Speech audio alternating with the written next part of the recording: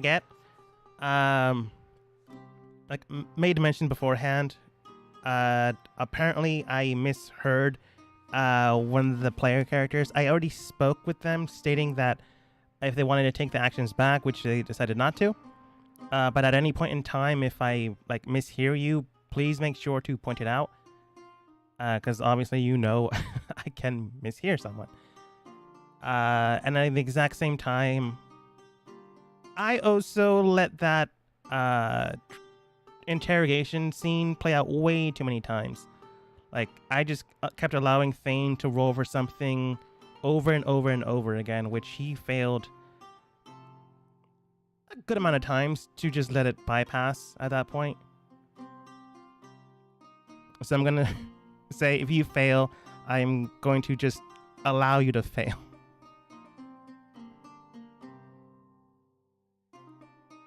I'm not saying Thane always fails. I'm just stating that if you guys don't see something or if you mess up, I'm just going to allow you guys to mess up. That's actually what I heard, is that Thane always fails from now on. Is that the new rule? No. But for sure, you're not allowed to make 8 investigation checks for the exact same thing anymore. Did I fail? Intimidation, a couple times. For sure, if you failed a couple of times, it should not have continued to press on. That's neither here or there. I'm only stating the thing that came up to mind immediately. But again, if there's any sensibility issues or something like that, or if I screwed up with overhearing something, just let me know. Call me out on that, like you always do with my English. So Anyway. Can I call you out on one thing? Yeah, for sure. Isn't it a dogma that always fails at his rolls?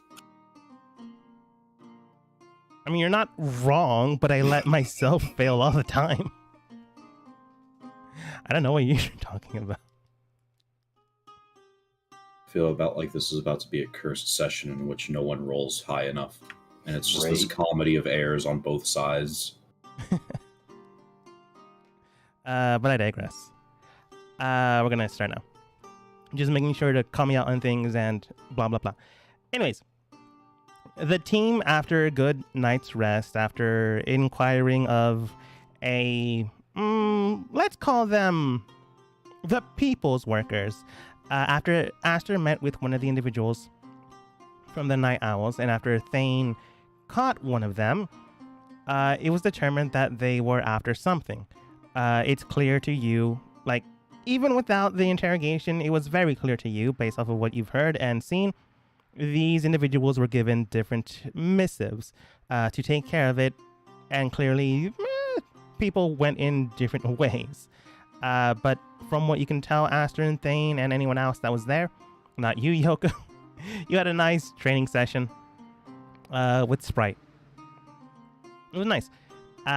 Can determine that the Night Owls were working alone in the current predicament, i.e. not in the same group as of that moment in time. There is also a third individual that is in town somewhere that has yet to act. I believe, Thane, you know their name. If not, that's fine. You know they're aware, and it's possible they're not on the board anymore. Alpani, you allowed yourself to get closer to the council members, speaking with a few of them, but mainly speaking with the one that everyone has an issue with because they don't like Aster and his ethics. I would like to point out that Aster does not himself have an issue with them. Oh, no, for sure. But Dean himself was the person you spoke with. He more or less argued that something should be done rather than going with hearsay, rather than going with potential things people say about the Drow, they're always cutthroat, they always kill each other first before going anywhere else.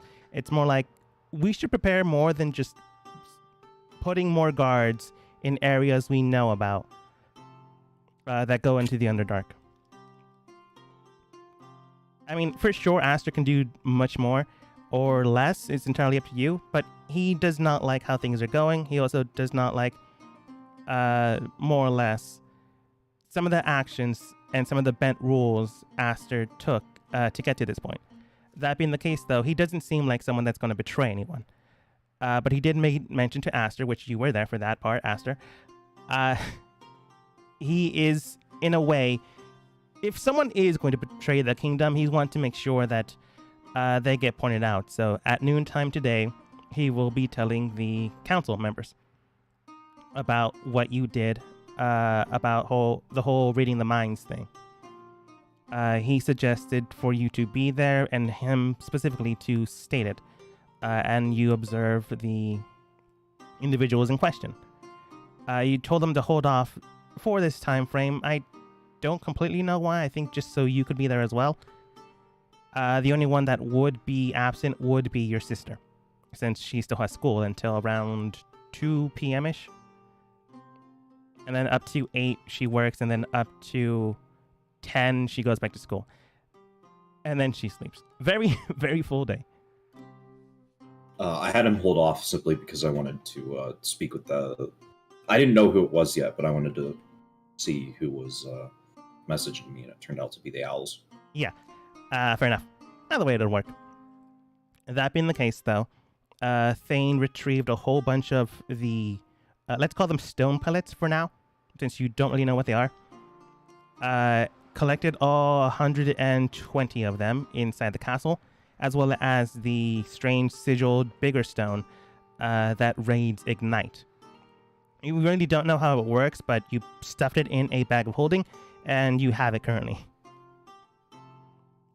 I think I haven't missed anything. If I did, let me know. But we start off early in the morning, everyone fully rested after a very awkward night. Yoku, you're fine. The only thing you know is that Aster got people out of the castle, and then like an hour later allowed people to go back in.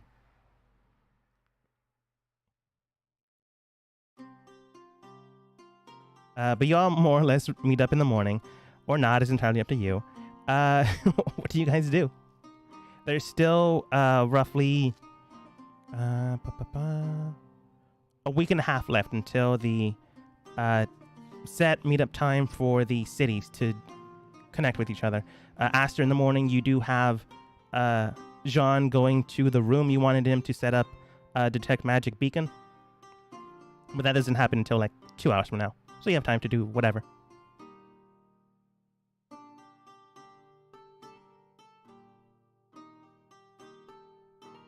Because no one's saying anything, I'm just going to say everyone meets up in the morning before heading out. Yeah, might as well meet up for breakfast at least.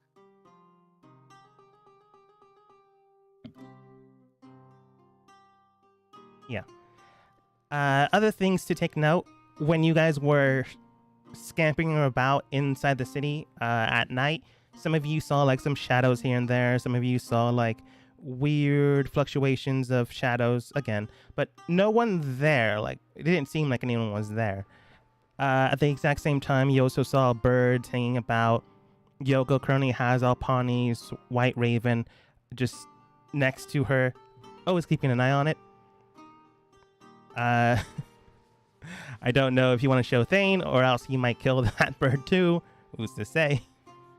But you do know that a man, woman, child, ancient elder one, you really don't know who it is expecting a meeting inside the forest. Maybe today, maybe tomorrow, but sometime soon, since you don't have that missive.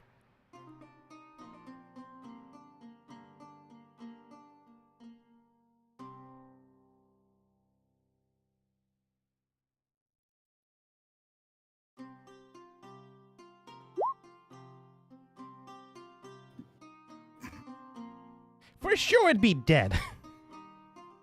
Nah, it doesn't need that much air. How long has it been in your bag of holding? Well, she gave it to me yesterday, right? For sure it'd be dead.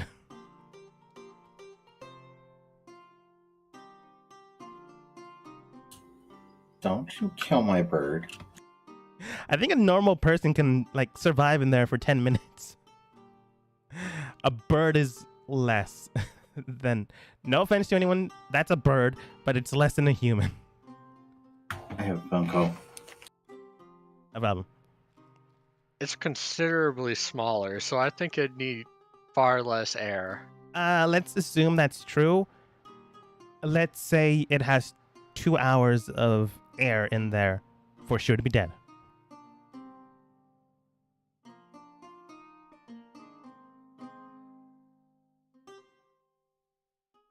That is more than 10 minutes. And it's been more than 2 hours. You can omit that if you want.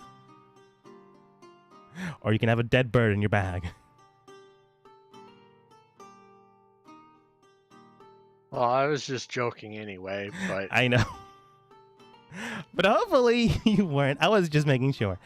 Sprite, on the other hand, joins you since she is your retainer. Thane's new retainer has yet to arrive there, since no one seems to want to take up the position or post. Based off of the weathering the old one has dealt or has been dealt. Already graying at the age of 38. No longer young and spry, now horrifically maimed of the mind, since he kind of took note of what happened inside that room while you guys weren't looking. He wasn't going to say anything. He's quite loyal to his job as well as his boss, which technically you don't know who his boss is, but you know his boss's boss, which would be Aster. That being the case, Thing will get a new guy soon, but who knows how soon. Apani's is just around in the corner, since Apani also doesn't like retainers, but, you know, hasn't scooted them off or intimidated them.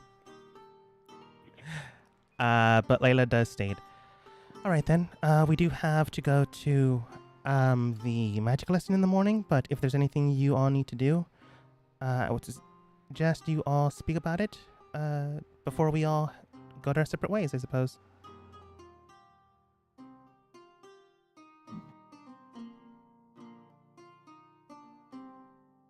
I don't remember if I informed.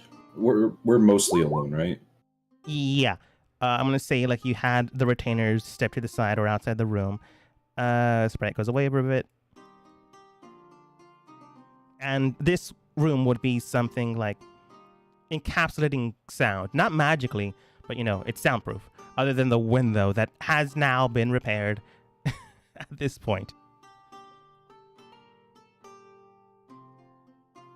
I don't know if I informed all of you, but the Owls contacted me and will be providing minor assistance from this point forward.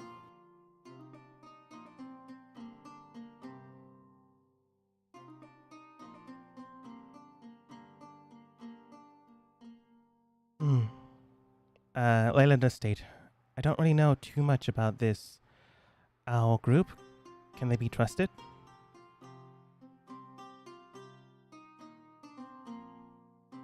That remains to be seen. I suppose for my day I can look into them if you'd like.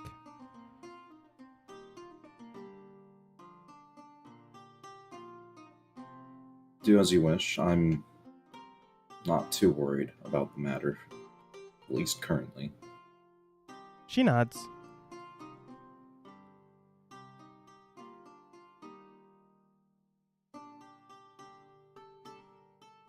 before I forget about it again, Alpani, would you mind being on standby to possibly hear me if something happens when I try and use this sword we found? What do you need on that end? Well, either the ability to remove a curse or petrification, I think. A curse I can do, petrification I can't.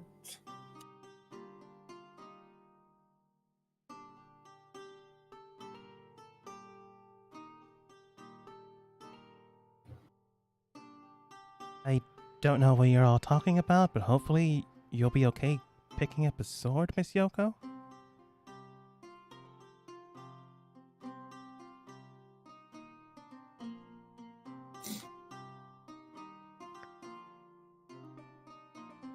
Do you? Well, Go ahead. I think I'd rather have all the things covered just in case. So I suppose I'll wait until we can find someone with those capabilities, or until you yourself possess them, Alpani.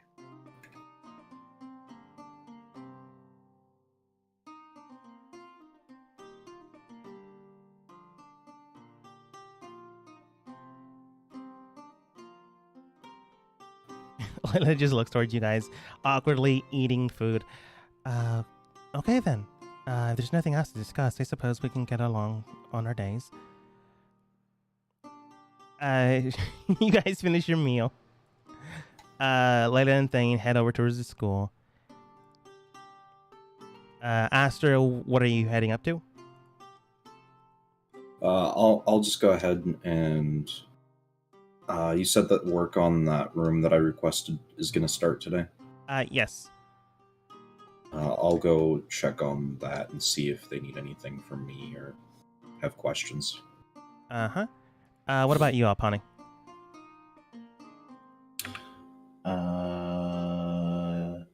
Good question.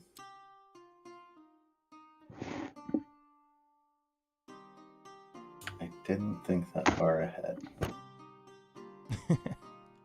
How long do you want me to keep this bird, Alpani? It's probably hungry.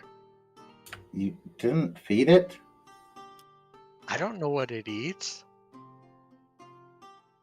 You can understand it, so when he brings it out of the cloak, it just looks towards you. Hungry? Hungry? Food? Food? It just keeps chirping. Air? Mine. It's not a seagull. I'll take the bird, and I guess Alpani will probably take it and feed it. Yeah, like for sure, it's easy enough to find something. So sorry about the phone call, but during that, what was discussed? Just so I'm on topic. Nearly nothing. This team doesn't like to talk with each other. Well, I know there was a discussion about someone putting said bird into a bag of holding. Yeah, that was a joke. Basically, like I stated, other than the things we have to do, is there anything you guys want to discuss? Aster did mention that the Night Owls did contact him, and they will be helping at a small rate. She did suggest, should I look into them? And Aster said, do what you want. I'm not going to order you. She nods. And then everyone else basically stayed quiet until you came back and Yoko asked you for assistance with potentially a curse or petrification.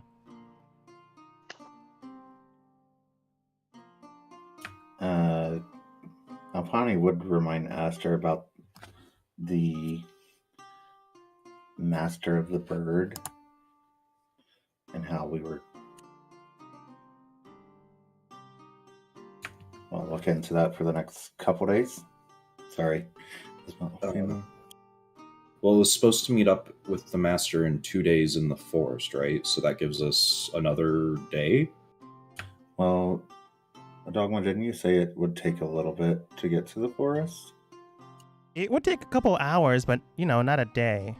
Okay, I thought the way you had stated it, it was a day. Oh, that's my bad. It feels like maybe half a day's travel to get there. Like, this area has been heavily stripped of forest, air quotes, area. There are, like, trees here and there, but the main forest area is pretty wide out. It would take, like, 4, maybe 5 hours to get there, but you can get there. 2 hours. I was going to say 2 hours. 2 hours on horseback.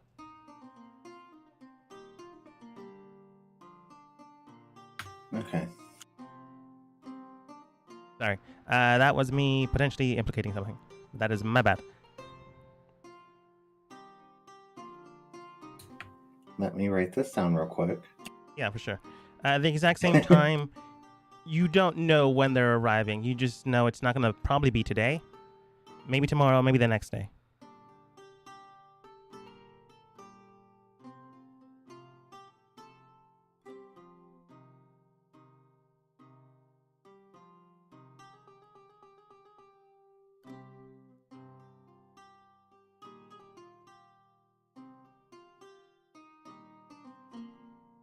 All right.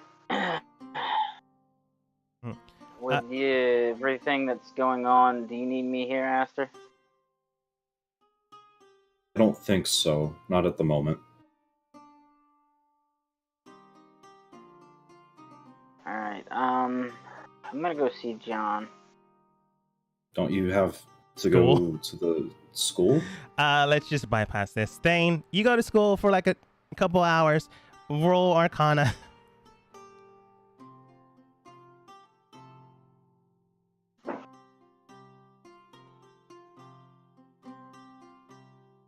Clearly, the things I set up for you can be streamlined if you don't want to do them.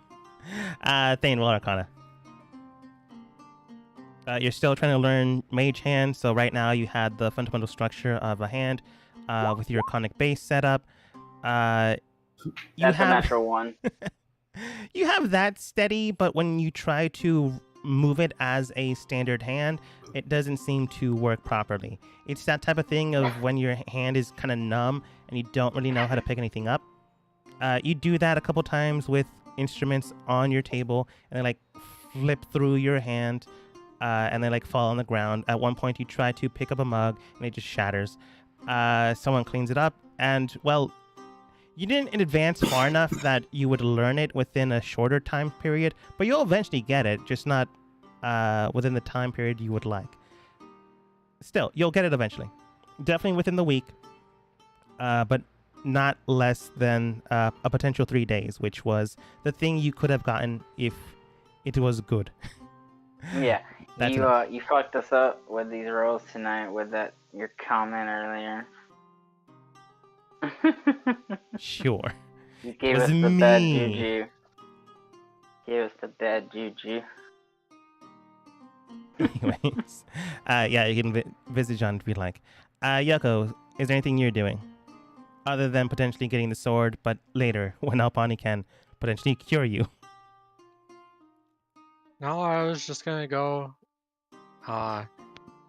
practice with Sprite for a bit. All right. Then I'm just gonna go with Thane since I have his map ready. The fastest, anyways. Oh wait, he would be at the castle. I'm just gonna use that map because you and Aster would both be going to the exact same place. I'd want to go to his store, so I'd wait a little bit for when he would go back to the store. So Okay, it would make more sense if I go with Aster then. Yeah.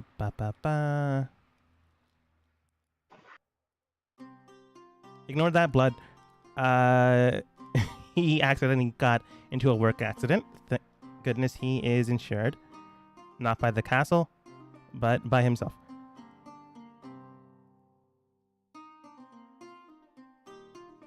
But setting something up, after you go into the adjacent room, which you have found, not too much trouble.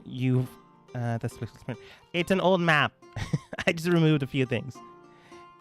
Anyways, this room was an adjacent room inside the castle that you guys kept going to. I don't remember why, but you kept going to it, and you told him to set it up here. There are 2 guards by the door, but obviously they let you in. He looks towards you after nearly completing an installation. Oh, Aster, you're here. That's good. Well, it's almost set up. Give me like 10 more minutes and it should be fine.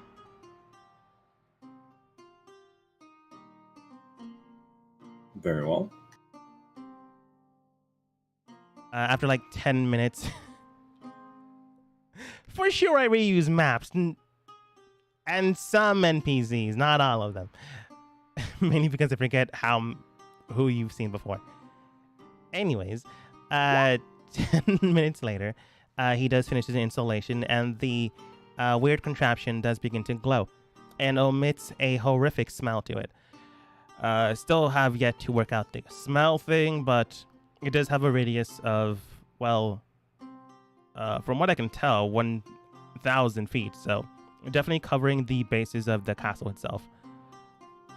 Just a little easier with it being inside, I suppose. But enough about that. It's set up if you want to examine it or anything of that nature. Please do not pull at it or try to break it. It could potentially explode, but only at a radius of 20 feet, as I've infused he shows you a rock with an inscription on it, similar to what... No, he didn't show you. I forget I said anything. He shows you a rock with an embedded inscription on it that has the symbol Force. Thankfully enough, I had a runesmith engrave this stone for me. So if it does explode, it only goes to a radius of 20 feet. So it should be safe within the room. And it has yet to explode. If I'm going to be perfectly honest, it's just fail-safe, just in case. I don't know who you trust in here, so rather not have someone be dumb about things.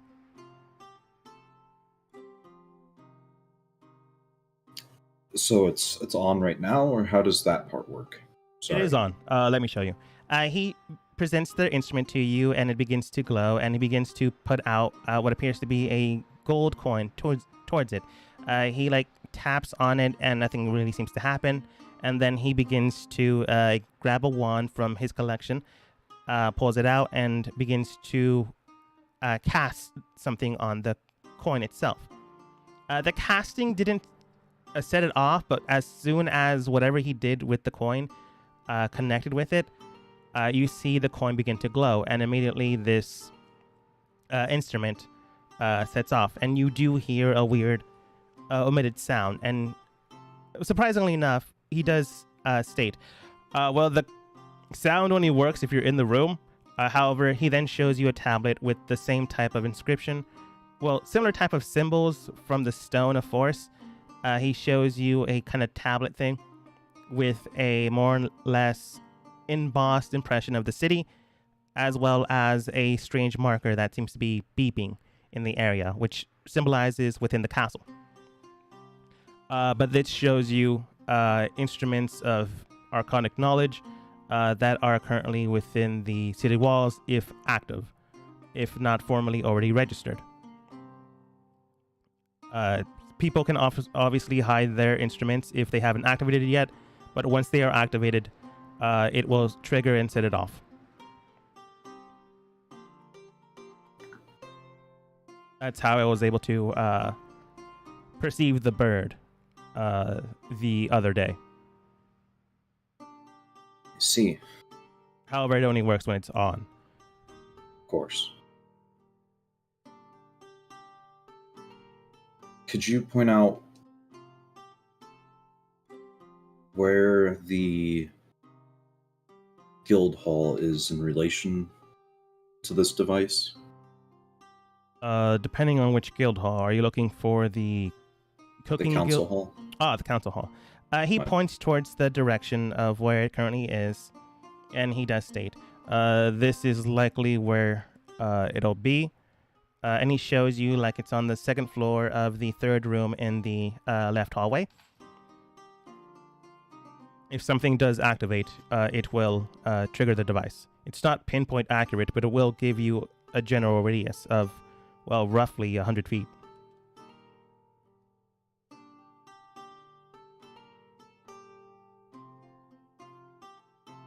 Thank you.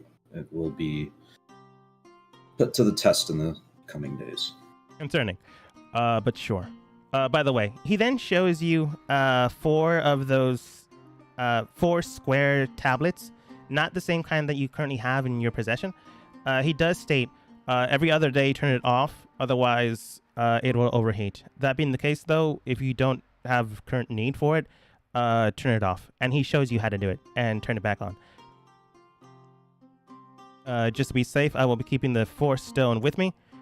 It has a protocol to it, so if anyone tries to tamper with it, it will activate the Force cage inscribed to it, and the stone will ignite and alert me to it. So I'll let you know as soon as anything of that nature happens. But as long as you're doing what you need to do, it should be fine. So if you want to turn it off and turn it on, he shows you how to do it. But these 4 tablets themselves are different. You made mention of a potential way of tampering with a room without destroying it. These are 4 tablets with the same runesmith I asked before about. They will cause minor levels of magic to activate and propagate. The spell intertwined with these is known as Create Water. It only lasts for a minute, but it will be a good enough excuse to vacate a room if necessary. The incantation as well as the triggering device for it would be a little drop of water on this stone. He then shows you a different stone, a keystone, to activate it, is what he calls it. You put a little water on that, and it will activate the other symbols. And you do read it, and it does state liquid.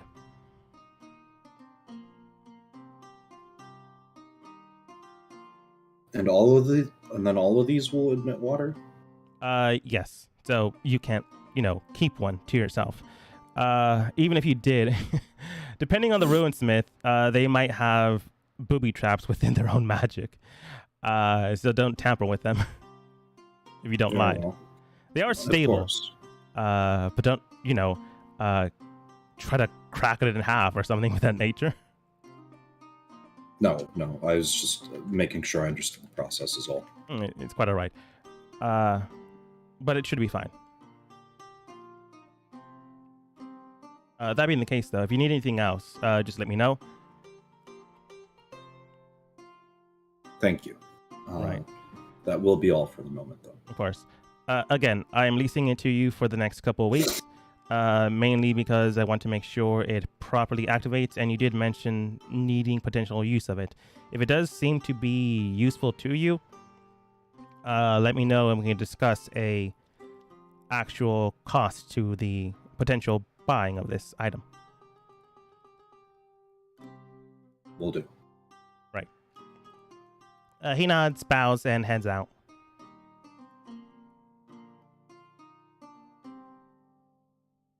And again, you know how to turn it on, you know how to turn it off, but it does require a day at least to be turned off to not overheat.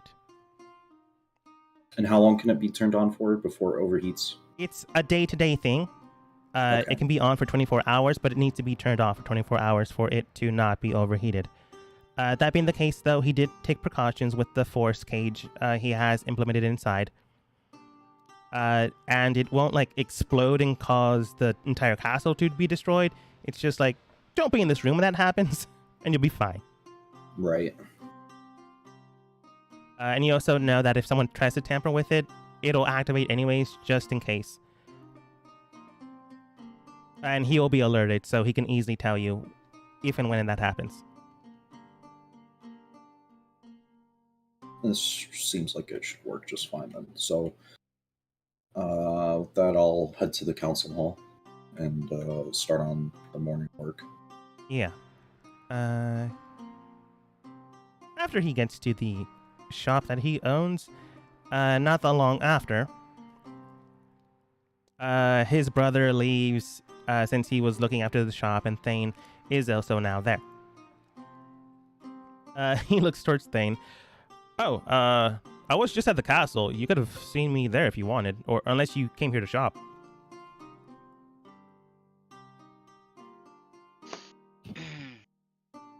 No, I came to sell some stuff. Oh, I suppose that's fair. What can I do for you then? I'll pull out the 2 pearls and 2 rubies.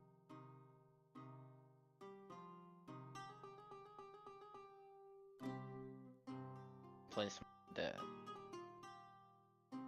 counter. All right. Is there anything about them, or are they just standard pearls and rubies? If I'm remembering correctly from the ones you gave me, they should be.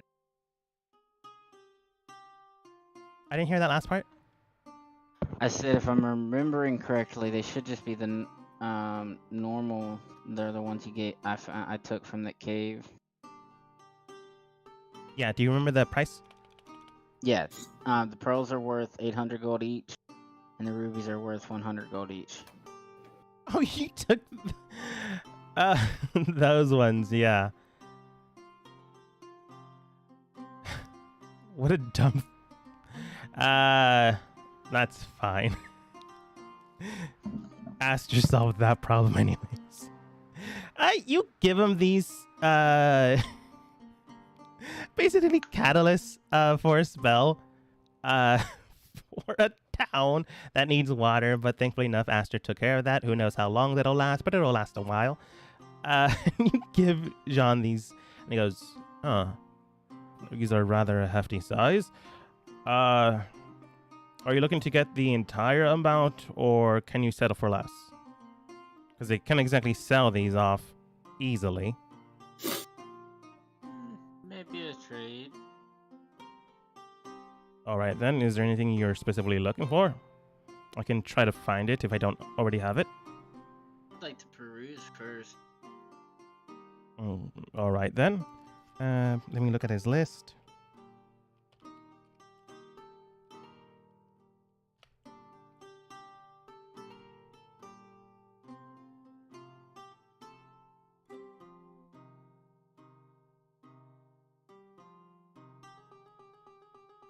Looking through his stuff, you can find armor sets of +1, +2, a bag of tricks, boots of speed, a carpet of flying, which has just $signs all over it, a globe that seems to be floating in the air as if drifting, dwarven... Sorry, not dwarven. Oh yeah, dwarven plate. Probably wouldn't fit you. A floating boat. A giant slayer. Which I don't know why you would need it or want it, but turn up to you. Goggles of night. And horseshoes of speed. Are currently in his shop.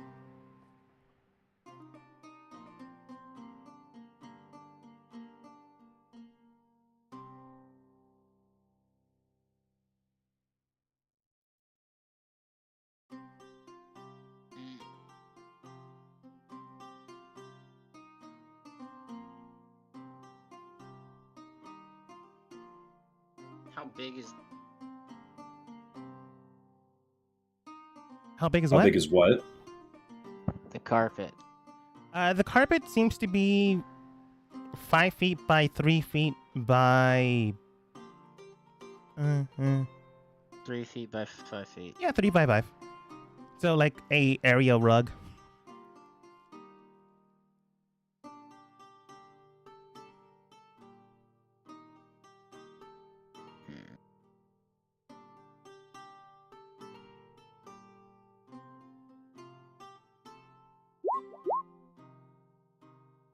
Yeah, you're not wrong up on it.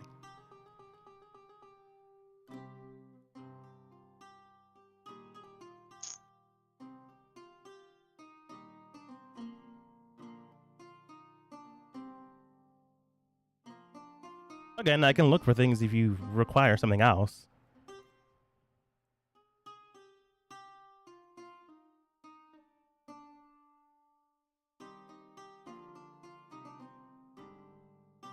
I'm gonna just peruse as looking at each individual item for a little assortment of time, gleaming the enchantments off of them, just looking at it.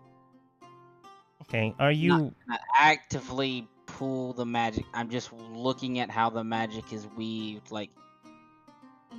I'm not gonna. I don't want to actively try to pull the magic pull it off the item. I want to look how it was weaved into the item. Roll Arcana? And for sure, this would be difficult since you didn't make these yourself. 16 isn't bad.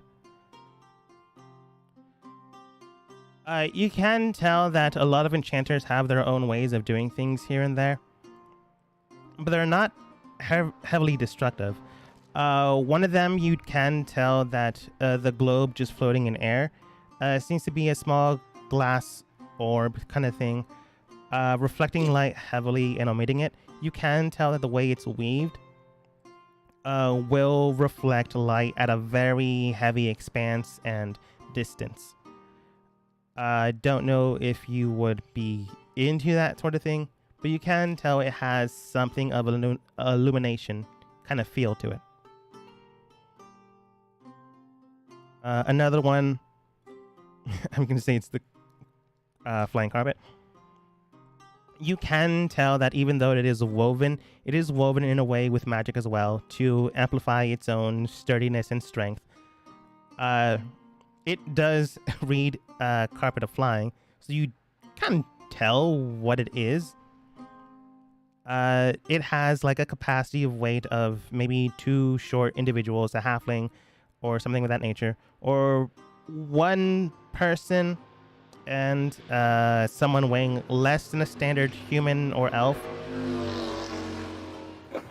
or motorcycle near my window. It is a decent size, but for sure, probably only 1 person can ride this thing. Maybe 2, if you're lucky. Based off of how that feels, you can also tell this thing is quick, a lot faster than, you on foot, maybe. Unless you're a monk. But, it's very sturdy, very strong.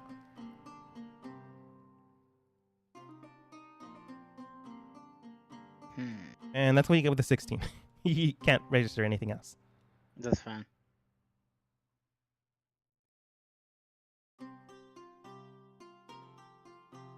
You also have like health potions, standard salves and things, toolboxes that he also sells, but not important enough to illustrate. You said there was a boat? Yeah, there was a floating boat that I made mention. It's like they're hovering in the air. Okay. Oh, my bad. That's a folding boat. I forgot I said anything. I was about to say. You see like a box that is about the size of a chest that reads folding boat. Don't really need that.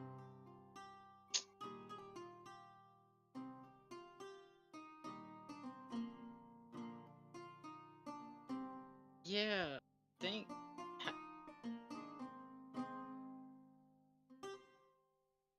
Would you be willing to trade for the carpet? How much is your total?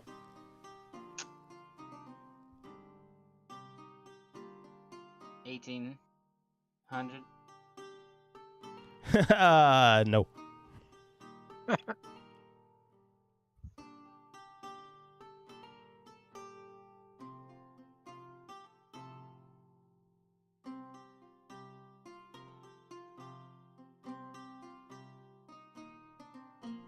Roughly one of this size is, give or take, 10,000.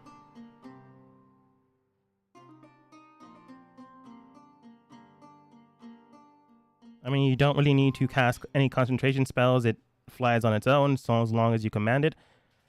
It can carry up to 200 pounds, so effectively it can also just be a carrying mound.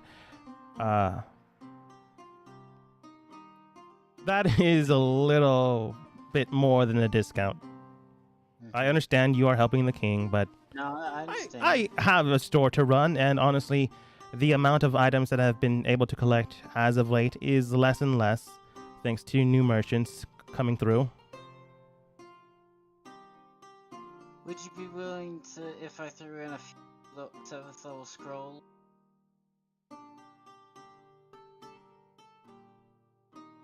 So, like an extra 500 gold? 700. 7th level scrolls cost more than that. What level spell scroll? 7th. Oh, sorry, I heard 5 for some reason. That's still a no there.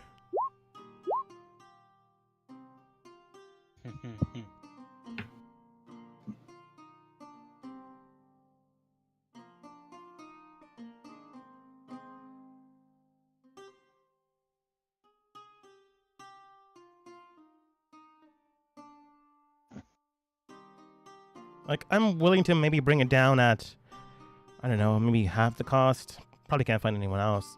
5,000 gold, if you have it.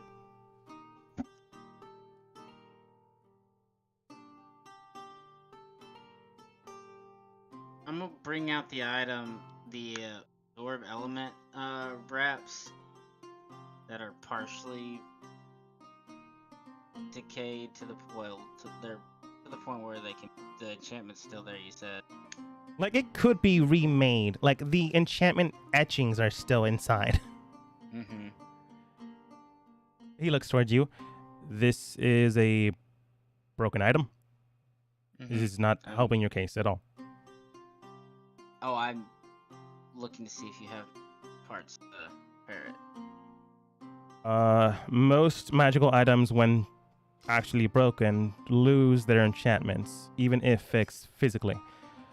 I might be able to get you a wand of mending that could help you restructure it, save you some time. I can mend it myself. Then maybe speak with an enchanter, a runesmith. He's gonna roll Arcana to see if he can figure out any of these symbols. 15 is pretty good, with modifier. From the looks of this, it seems to be a 2-base process. The type of material this is a similar type of metal. So I would maybe speak with a blacksmith. Otherwise, I would speak with someone that can embed curses into their magic. So either a warlock, a wizard, or if you are unlucky to find one, a witch.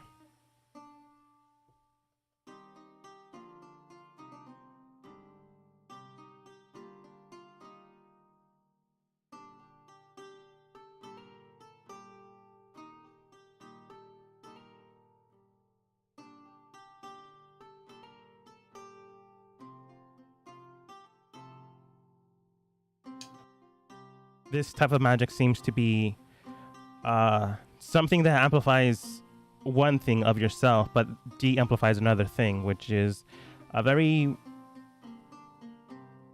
dangerous thing to do, and can easily get you killed if you're not careful. Yeah, it didn't work out quite for its previous. I can see that, as he looks down and these things are clearly broken in front of him.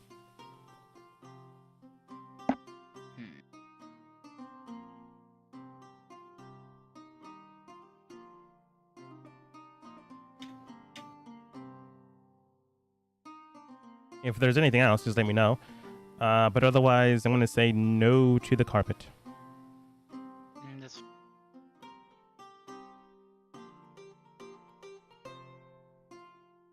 I'm gonna just peruse it. Very well then. Thane, you do see he has the standard stuff. You can tell, you can buy like standard health potions, toolkits, and things of that nature. Like, you can easily get all that stuff. Magical items, he seems to have less than he did the first time you came to the shop. So you like don't find anything around the corner. You don't find something lost in a bookshelf.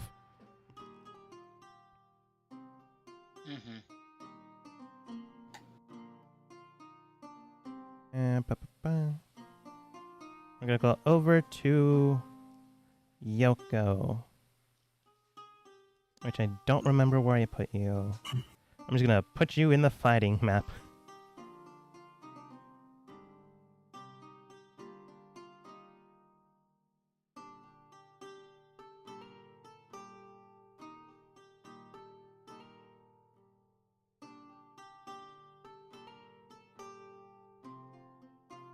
Yoko, you and Sparks join everyone else for like their general training, but since you technically aren't part of the military, and technically she isn't either, all you're doing is just taking up space.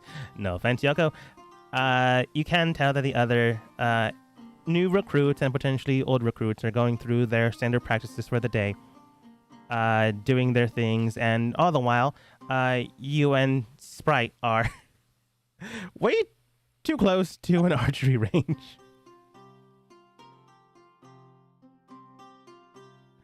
From time to time, you just say, no, it's good, it's good. From time to time, you just try to swing at the arrows that are being launched. It's great for dexterity. You train for a bit, and she does look towards you. All right, I think I'm getting the hang of it. And you can tell that Sprite is generally getting the hang of it. Not quite there yet. I don't know why Thane's still there. Not quite there yet, but she is learning. She does look towards you, and she does state, again, Miss Yoko, I do appreciate this, but I am the one supposed to be keeping an eye on you, making sure your needs are met while in the city. So if you do have things to do, don't let me stop you. No, I haven't really been able to find anything else to keep me interested here. I suppose that's fair. It is quite quiet in the capital. I would probably just be getting into trouble somehow. She does laugh at that. Not like laughing at you, but she seems to have the same kind of feeling as yourself. I understand that. Back at home, I always got into trouble. Keeping eye on people, keeping watch over things. Like, I was basically someone raised on a farm, just wanting to see the world. And when I just tried to see how the guards in town did things and all that, I was basically chased away from time to time. And so I got a little bit faster, a little bit stronger. So eventually they would stop. But all the while, as you're speaking and as you're communicating, a man that you've never met before, or maybe not remember, because let's face it, if it's not a sword, it's not part of Yoko's memory. The man comes over towards you, like not at your face, but like near you. Seems to be looking for something, then looks towards you. Excuse me, young miss, and younger miss. I'm not entirely sure your ages. I can't really tell humans and, pardon, I actually don't know what you are, miss. Looks towards Yoko. Oh wait, looks at Sprite's ears. You're, half-elf. Interesting. By chance, do you know where, King Aster is? I did hear that he was here just the other day. Yes, the man with the checkered background. He's probably in the castle somewhere. Oh, drat. Thought I could catch him here. I generally don't have clearance to get there. What did you need to see him for? Oh, nothing that technically concerns... Well, maybe it concerns you. I'm not entirely sure. By chance, do you know him personally? You can say no if you want. It won't affect me stating this one way or the other. I just can't give you certain information if you say no. Yes, I know him. Oh, good. Seems to be a nice enough young man. From what I can tell. Younger than me, of course.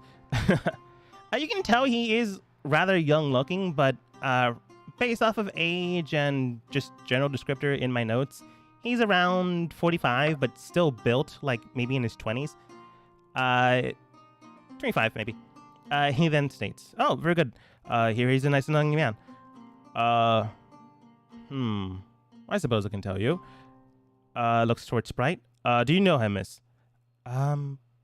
Like, professionally? I suppose that'll work. Well, if you do find him, can you let him know, McCullin is here. MCOLON. He probably won't know me, to be perfectly honest. But I do need to speak with him post-haste. And why do you need to speak with him? Oh, it involves the, he gets a little closer this time. like whispering enough that you can hear, but at the exact same time, if someone else, say Sprite, is within 5 feet, they could also hear this man's voice. It does involve the meeting in about a week and a half with the council members. Not the council members, sorry. The other city leaders. Okay. Yes. Just made mention, or don't make mention of that to him. It's entirely up to you. I can't tell you what to do. And again, I don't have clearance to the castle itself, so it'll be up to you or the miss here. Again, I don't actually know your names. If you want, you can give me them, or if not, it's entirely up to you. I'm casual. Who are you here on behalf of? Technically, I can't actually tell you that part. I can tell you my name, of course. I am Peter McCullen.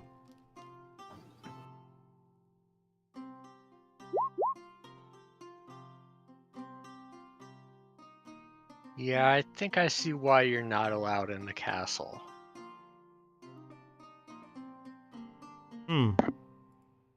Sure. I honestly don't know what you imply by that, but I'll let you decide on your own.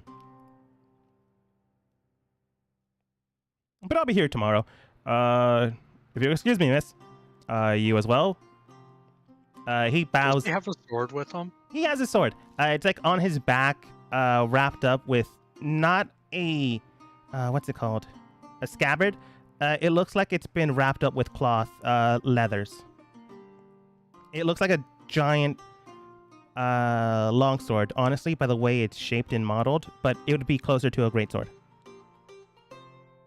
Are you any good with that sword you're carrying?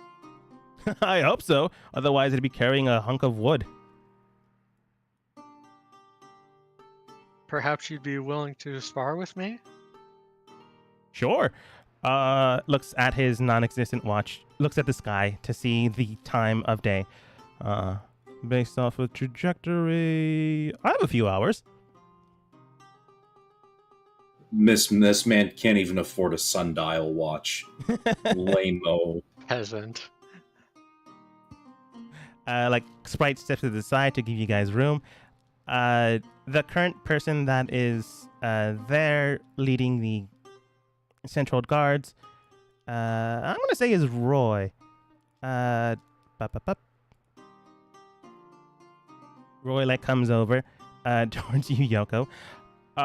Is everything all right over here? Oh, Miss Yoko, and I don't believe I have the pleasure, sir. Oh, we've never met, so obviously you haven't.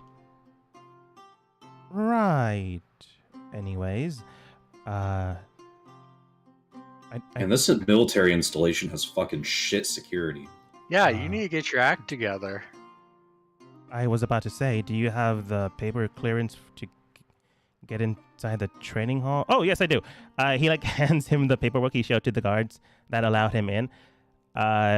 This all works, but I've never seen the seal before. Do you mind explaining whose house you come from? Oh, technically I can't tell you unless you're either the king, his right-hand man, his sister, or individual that I have known that he knows that he trusts quite well. I am one of the generals here. Does that qualify? He like looks at a list of things that qualifies for people he can tell the current secret that he holds. And with Yoko's passive perception, that is quite literally the title of the paperwork that he brings out. I suppose that would qualify. He rolls it back up. I belong to the House of Dawn, formerly Servants of Soul. Now Underground Servants of Soul. Right. The House of Dawn hasn't been active in over roughly 20 years. No offense, sir. I suppose this would be an outdated seal. I don't believe it is. Right. Miss Yoko, do you mind having him here for a bit until I find someone that can clear this up? Yes, I intended to spar with him for a bit. Right. Sir, do you mind if I put you in magical cuffs that won't allow you to cast magic? No, not at all. You seem to be someone quite trustworthy of the king. I'll allow it. It's not as if I use magic for sword dueling anyways. Well, I can, but I don't like to. You're very open, aren't you? I can be, but only if I'm allowed to. Which is now. Right. He cuffs him with one arm, which is good enough to restrain his magical energies. And he goes, right, I'm gonna go get someone. He alerts the guards to keep an eye on him and to not allow him to leave.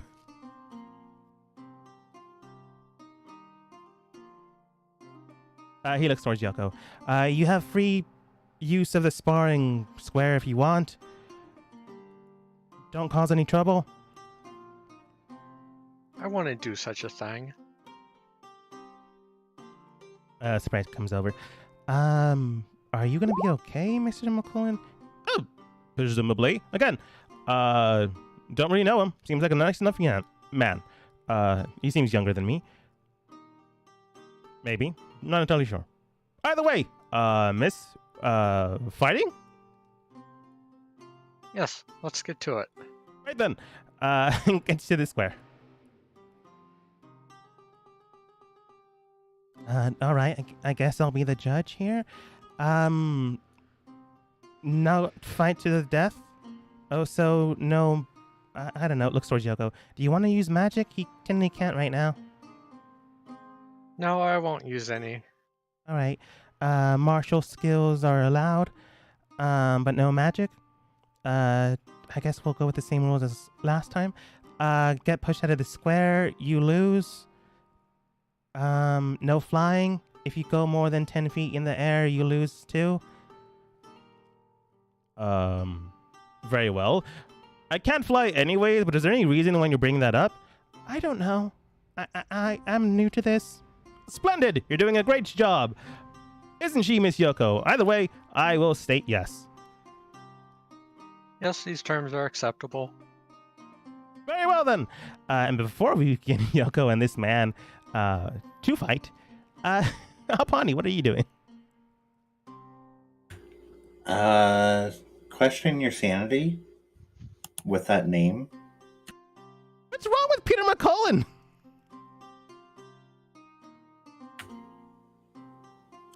I'm gonna type it out in chat.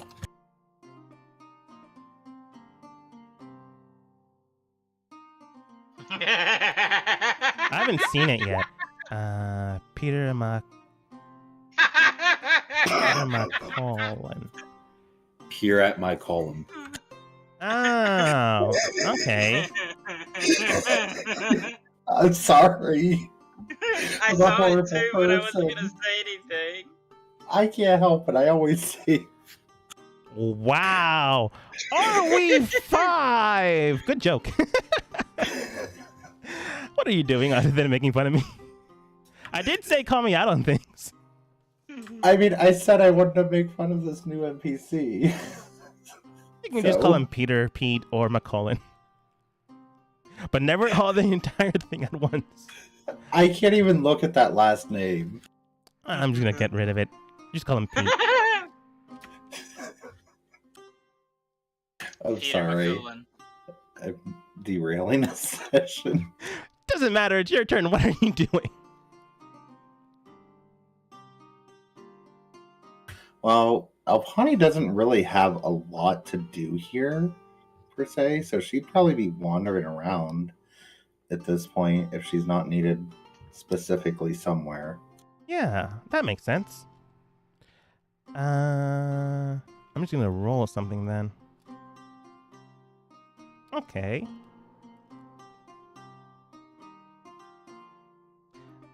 Alpani, you are wandering the streets for a bit. inside the major metropolis of the city. You do know that there are a whole bunch of big cities, but this is the biggest one.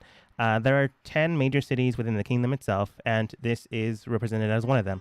You do know that the king technically is the leader here, but since he is currently theoretically traveling about, his sister has been mainly keeping things up and keeping everyone fed, alive, and all that stuff. He has also been given messages by his sister to make sure that he's aware of things that are going on in town. So you decide to travel along as you've heard some of the things that they've spoken about throughout the city. And you do see people currently trying to tame birds. You do see stalls of food currently venturing out. Someone, watch out for racists. They might decide to go deer hunting. That had for sure been outlawed a while ago. But you can tell that some people are like giving you strange looks and all that other stuff. It's the same thing that happened with Sprite and while they were fighting Yoko. But no one like comes out and does anything against you or anyone else because you know that is currently illegal, or at the very least, it's no longer safeguarded by the corrupt guard, since most of them have been replaced, or at the very least, put with partners that aren't exactly too keen on the exact same thing. Yes, Yoko, people do steal still. But as long as Alpani doesn't do anything, they won't do anything. So don't do anything illegal, Alpani, or else they will try to throw the book at you as hard as they can. But along the way, you do see a food stall stand. You see a dwarven man look at you. He seems to... It's strange. The man seems to have, like, gaudy golden rings on his fingers that are not at all something that a vendor would have. He notices you easily since you're the only one currently with deer antlers on your head that you know of in town. And he does state, "Oh, young miss, come over here. I have something for you." Now Pawnee will slowly walk up to him. Yes. Oh, yes. Listen. I'm assuming you're out of town. And like he whispers this at you, but I can't really whisper with this type of cadence. Truthfully. Listen. There are a lot of bad things going on in town right now. I just want to make sure you're okay. Watch out for the guards. Some of them, they still have some of their past visual things with, no offense, people like you and people that are not dwarven, elven, Asimar, or halflings now. So if you do get into trouble, just let me or any of the golden rings know. Can I ask, who are the golden rings? We're a collective of people to keep an eye out for those still in trouble. Thankfully enough, the king has changed things up a bit here, but that's not as if people changed their minds overnight. I suppose over a day as well. We've come together to make sure that there is a safe haven for things that need to be done still.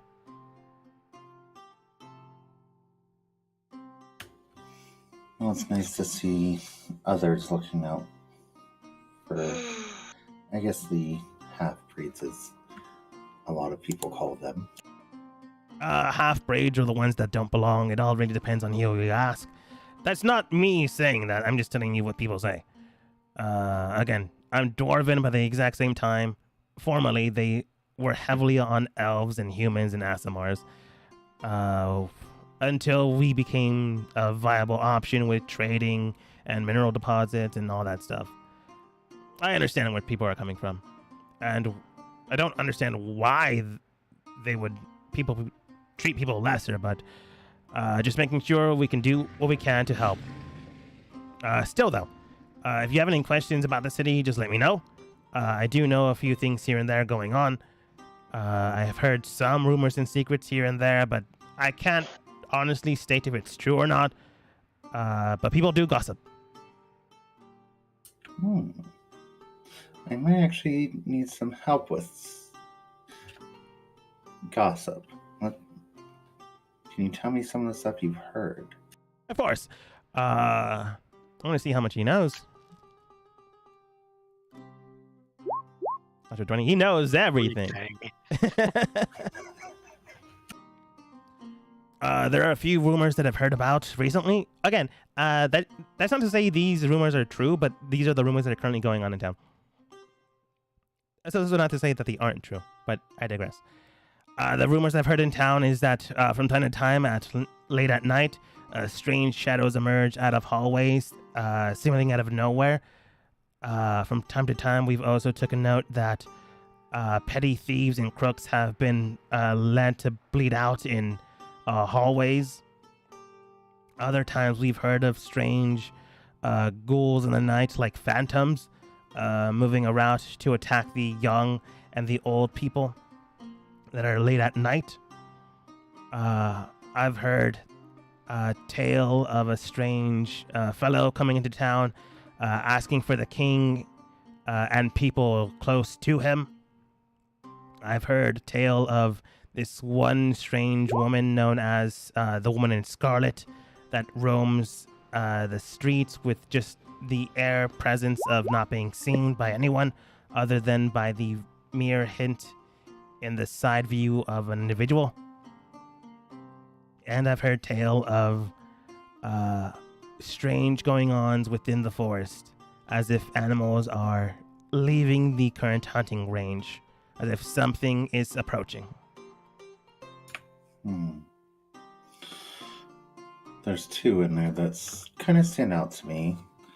This man that's asking about the king and those close to him. I've heard this recently today. Apparently he went to the courtyard in town and asked where could I find the king. And supposedly he did overhear he was at the fighting rings just the other day. Again, these are rumors. I don't really know if they're true or not. But we always keep an eye on rumors just in case they are. And what about the animals leaving the forest? From what I can tell, we've been able to collect less and less game. So that might be true, but I don't know what might be causing it. Usually if animals leave the area they're in, is because something might happen there or a predator is approaching. Something of that notion.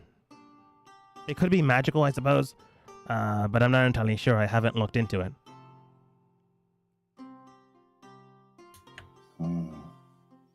That is concerning.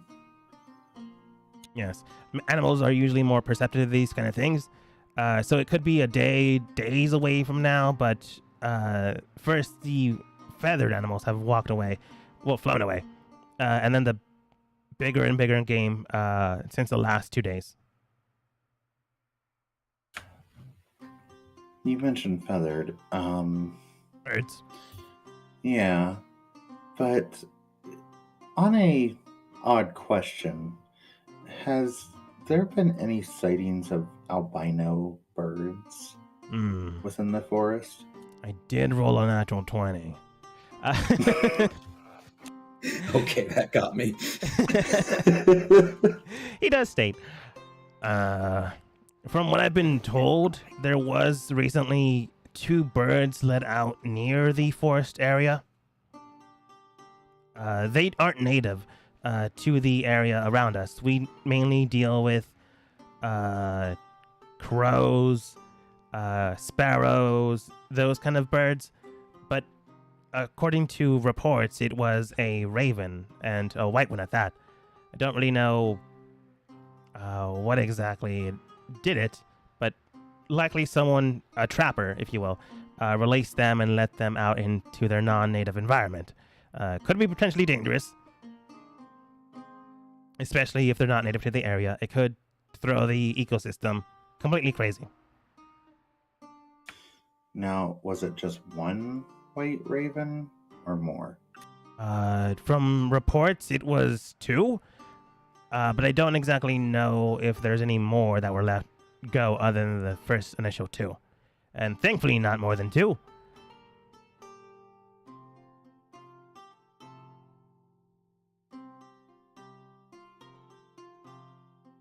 Although we are looking for any snakes that are near here, just in case they also released a whole bunch of snakes, because that immediately throws everything into chaos. Yeah, it does. And now Honey's kind of just saying that as she looks towards the sky a little bit.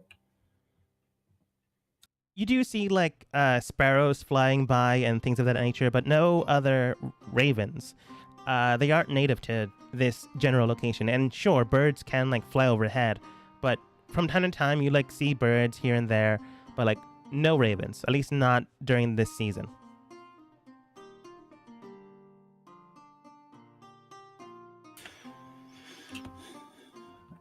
Well, I did.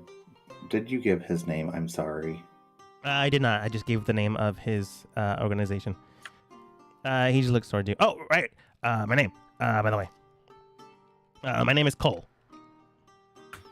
I am Alpani. Cole, I have a very keen interest in animals. I mean, quite obviously, if you look at me. And white ravens are quite a rare thing.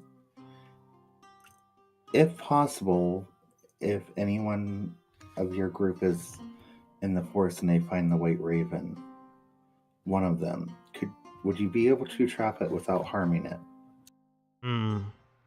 We might be able to. We saw it the other day, so I'm not entirely sure if it's still around, but we'll keep an eye out for it. Please do it. And if you can, you or anyone you know that is trustworthy can capture it. I am currently staying at the castle, assisting the king with matters. You can send a message there. He then looks toward you. Oh, looks like you don't need my help. All right then. Sure, I'll send a message there. I wouldn't say I don't need your help, because even inside the castle there is a lot of disagreement on half-breeds. I suppose that can be true. But thankfully enough, he's gonna just say it this way because he doesn't know the current circumstances. Thankfully enough, you've been hired though. Rare few get the chance. Yeah, but what I'm seeking more from your group is probably going to be information, unless something dire comes up that I may need help. Well, as long as we help people in need, more than willing to help. I agree. He looks towards you, and he does state, not to say you aren't welcome, but if you'd like to join, he then pulls out one of the gold rings he has on his hands and presents it to you. This isn't romantical, by the way. This is just offering an extended hand.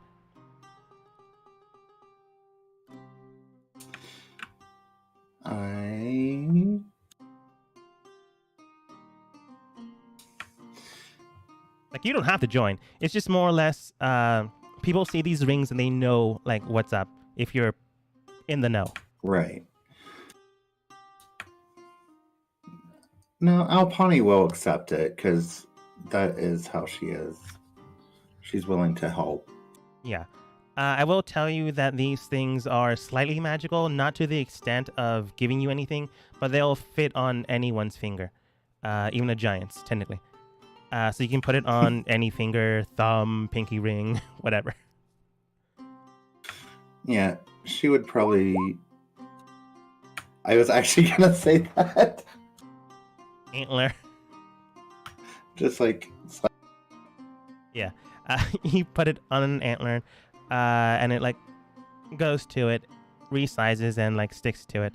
Not permanently, but it's there now. It won't jostle free unless you actively remove it, which you can. You check to just in case, and it does remove itself. Put it back on. Who am I to judge where you put it? It's your own ring. But if you do, yeah, he's got rings in his beard. True. Who am I to judge? I have rings in my beard. At any rate, if you do find anyone else with these rings, you can communicate with them if you'd like. And if you don't, it's just something stylish that you can wear. I'm not telling you to pay me this amount. I'm just letting you know if someone looks at it, it does cost about 50 gold. So maybe don't find ruffians looking for an easy score or thieves guild wanting your money. So now is he at like a merchant stall? He's like Is that a what he's- little wagon that you sell food at. Like it's push. He's basically selling. I'm forgetting the food. I want to say corn dogs, even though it's not corn dogs. He's selling corn dogs on the street, vending his wares on the street. Okay. Well, I wouldn't worry too much about that. Should someone come looking to try and take it from me, they might find out that bears can travel around quite easily. It's true. Just last week, Martha had a bear in her backyard. It's also true because I can become a bear.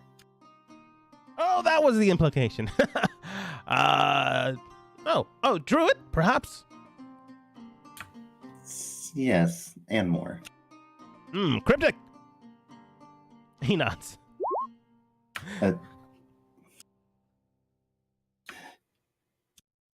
Yeah, they'll get the bear and the lightning bolt. But he Alert the whole city. he does state though. But enough about me and taking your time. Honestly, I'm just making sure that you're okay and everything is out. But it does seem that you have everything covered. But we'll help you out as long as it helps out others. But if you excuse me, miss, unless you need something else, again, find those rings and you can find other people that are in our organization. Thank you. I appreciate it. He then wanders off the street, finding a few other people. He actually is selling his food. It's not like it's not being sold, and it does smell quite good. Man, I'm blanking on the food he actually had. Is it shawarma? It might be shawarma. Well, Alpani would take the information that she has gathered now and head back to the castle to speak with Esther. Yeah.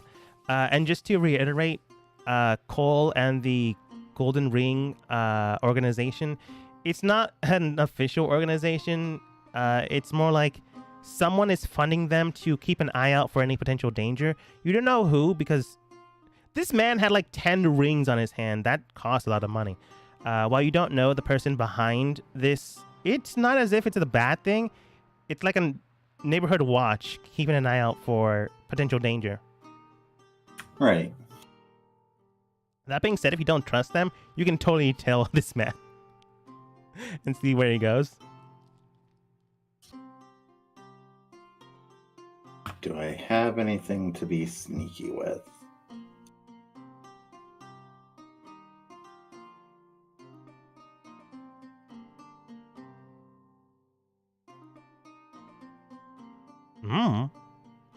I'm looking. Gotta see. This isn't a character I normally would consider being sneaky.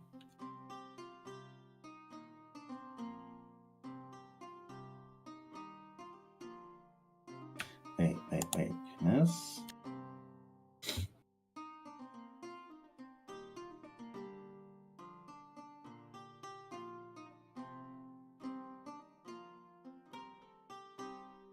Oh, I might have an idea. Okay. I have to go look at something really quick.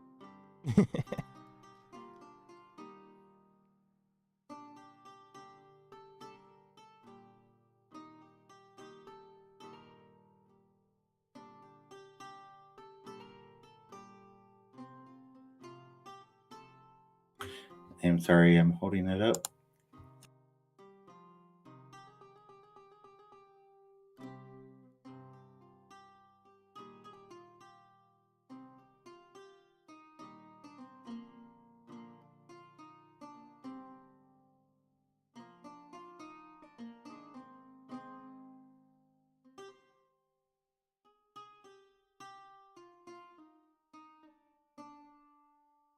It's okay. It gives me time to change a few things on the maps.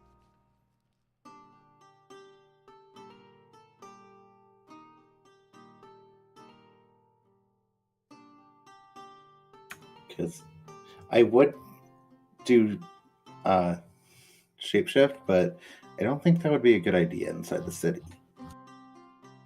That might go very, very bad. So I'm going to try something else. Uh-huh. Summon Fae. What do you summon? Just a simple, small fey creature that would not be easily noticed to follow him. Yeah. You summon a small rainbow hummingbird. Looks towards you. It has the feathers almost pluming with various colors. Looking towards you, it does have a monocle, a top hat. This thing is sentient, so it is very easily spoken with. It simply states towards you, "Hey, boss, been a while. Gonna go hunting someone." Yes, I need you to follow that. And Alpani would point to the dwarf with the gold rings on his fingers. I need you to follow that dwarf and report back to me before the end of the hour. Yeah, sure, no problem. You want us to take anything from him? Maybe his wallet? No, don't take anything. Just report back where he goes and what he does. All right, sounds good. They then hover around, but not so close that they can see, but close enough that the merchant can see, but close enough that they can see. They quickly remove the monocle and top hat, so they just look like a hummingbird to the untrained eye.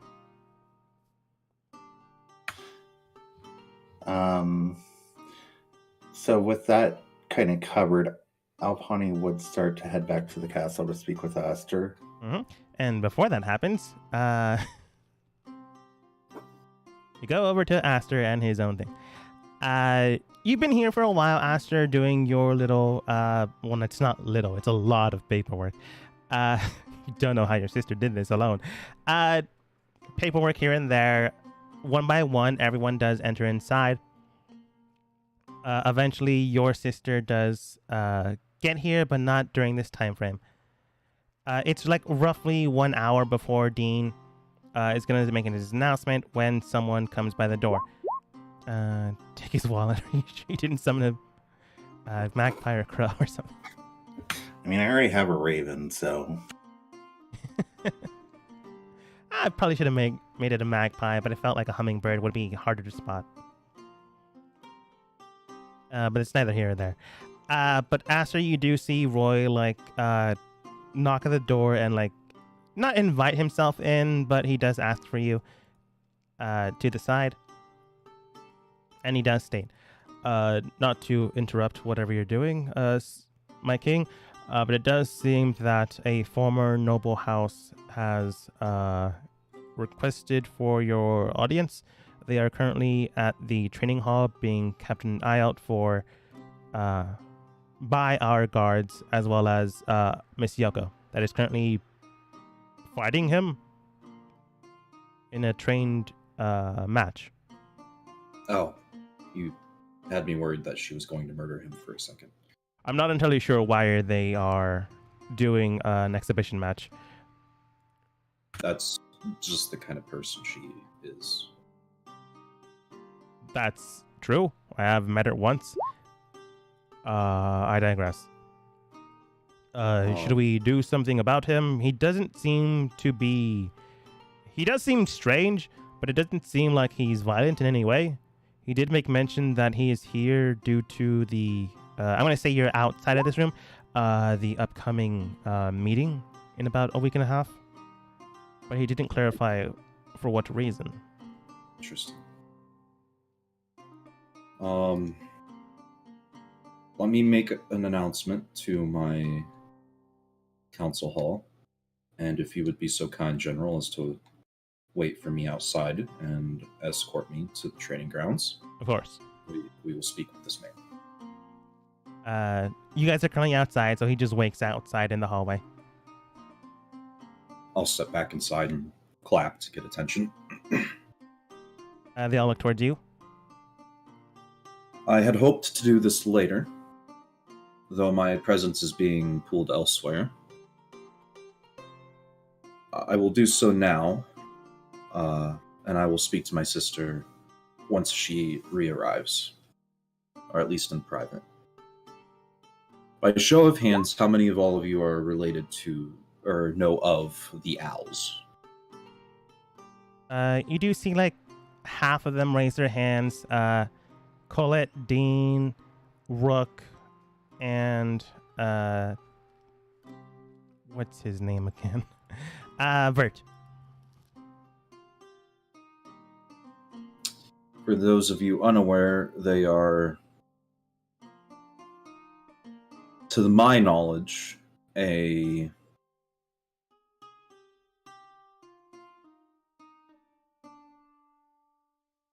hesitate to say spy association. I know they deal in many matters, but from what I understand, information is their biggest selling point.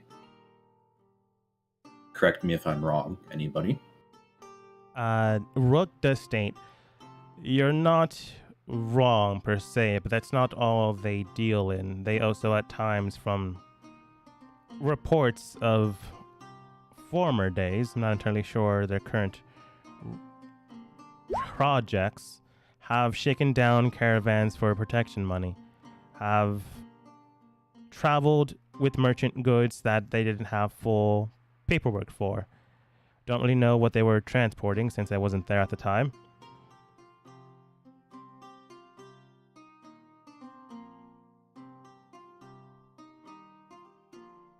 And Dean specifically does seem to nod as in the affirmative, stating that these are things he's also heard.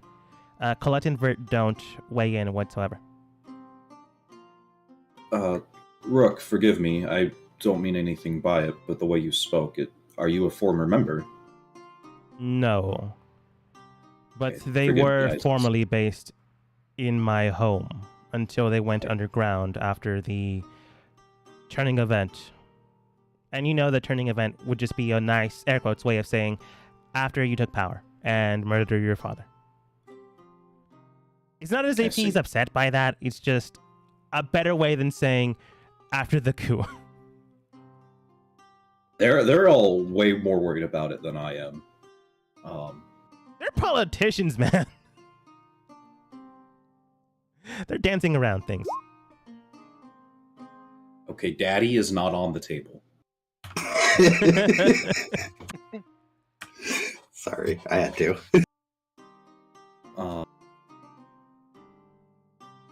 I was approached by one of them last night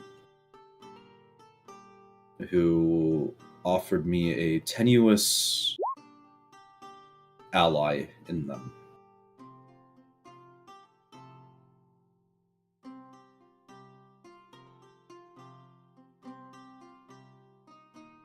Carl does state, how so?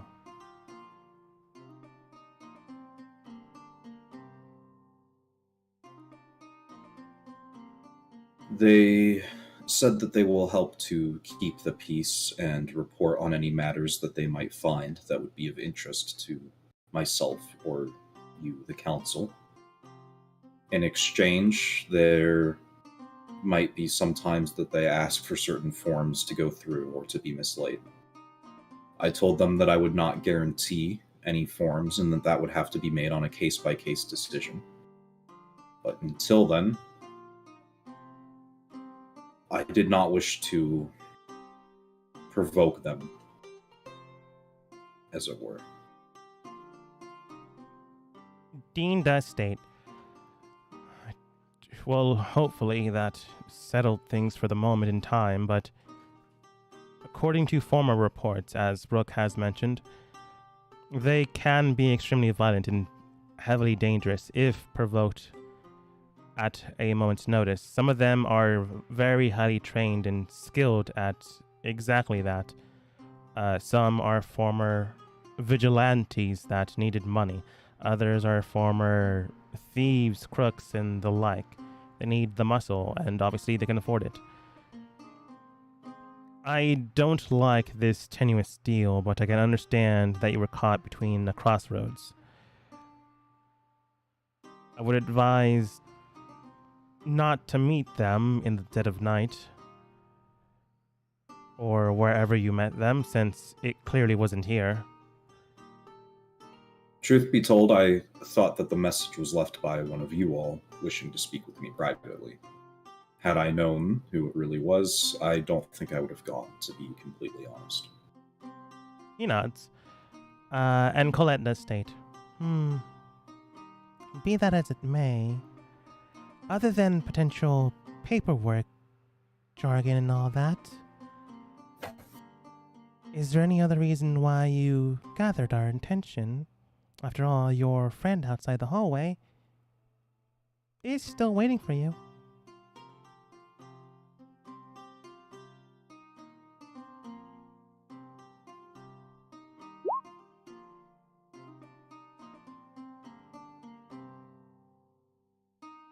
Dean has not told them at this point, right? No, it would have been like once your sister got here, but since what's it called?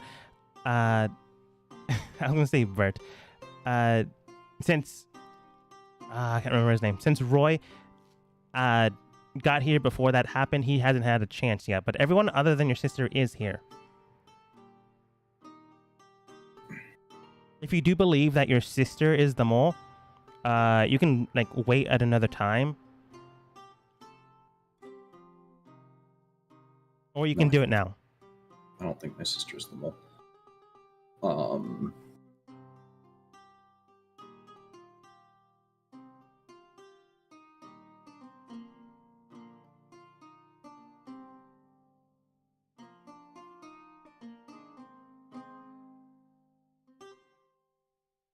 Dean, if you would. Right then. Doing a little earlier, he's not like heavily caught off guard, but he like was expecting it to do it with your sister here. But honestly, he also trusts your sister heavily, so it doesn't really matter to him. He nods and looks towards the council members. Council members of the current cities that house our greatest numbers. It has come to my attention that, as it now stands, we do potentially have a information leak. In order for that to have been discovered, we needed ways of finding out who and for what reason. And Colette does state, and what are you implying? An individual close to the king, and at the behest and request of the king, has peered into several of our minds. I don't know the exact number, and had combed over through our memories. I would advise not to do anything against the king or kingdom, but be aware that this has transpired. And Aster, are you trying to insight the group to see if there's like anyone breaking character, wincing of an eye, kerfuffle potentially going to happen? Yeah. Said roll insight. Yep. Almost accidentally opened up Thane's character sheet.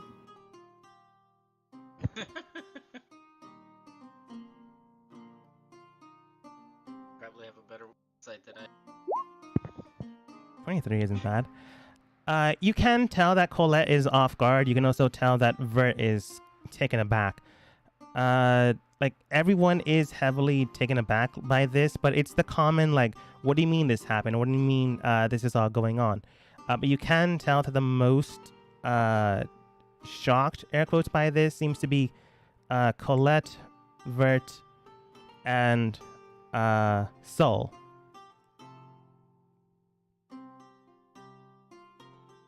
Which is surprising. Well, to you, it's surprising. To anyone else that knows what happened, air quotes, Thane, it it's not surprising. If that makes any sense. Doesn't really matter. But these people seems to be the most shocked and the most seemingly pensive, thinking. To reiterate, everyone is shocked, but the most ones are Colette, Vert, Sol, and a little bit of Rook, but not so heavily that it implicates him for potential murder or espionage.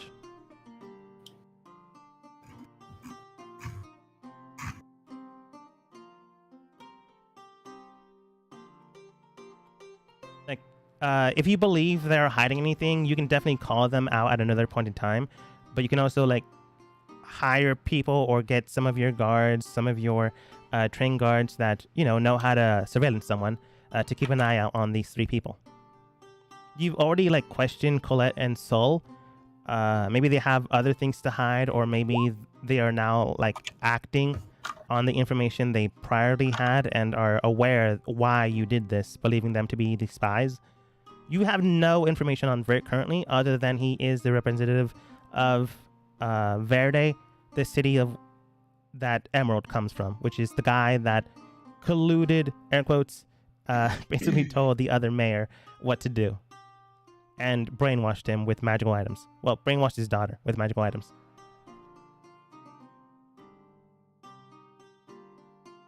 I would like to beg the council's forgiveness in the matter, though, given the nature of the leak, I'm sure you can understand where my head was at. Does anyone have anything they would like to say, or issues they would like to discuss with me? You can tell that there is a kerfuffle for a bit, why would you do this, blah, blah, blah. But as soon as enough as that dies down, Colette brings out a fan and she does cool her head, and she does state, given all the information we have at hand, I can understand these things happening. Not that she then throws it all the way back to a closed position, that I care for them, but I can understand them. And she looks towards the council rather than you. We are representatives of the kingdom. We do hold sway in matters at hand. That being the case, we might also be the perpetrators of a crime we may not know about. So this kind of thing can happen.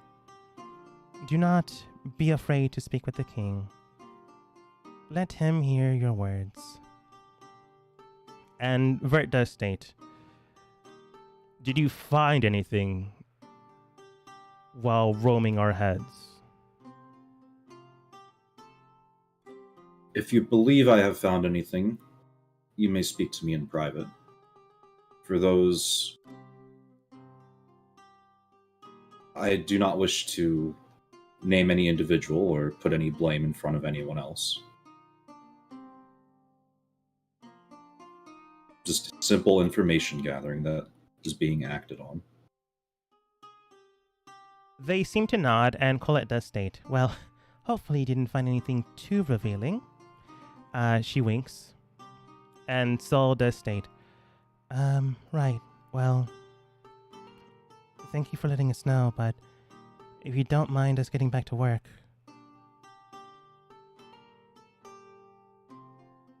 Before that, though, I do mean to atone for this invasion. If there is a common custom or something that one would do for an apology from any of your homelands or that you would prefer, let me know, and I will seek it out and do so. They all belong to the Zigzag's kingdom, which means you don't know your own customs. I mean, the local city. Yeah, that's fair enough. That's true. Some of them is battle to the death or battle of apology. Some of them is nice bouquet of flowers. Some of them is buying a beer. They all have different kind of things here and there, but they all eventually settle on you just buying them lunch or dinner or whatever. You can tell after Colette talking and Sol just getting back to work, that has riled things down enough that they won't, attack you or anything of that nature, but they've calmed down enough that a good meal will probably soften their begrudging feelings towards you.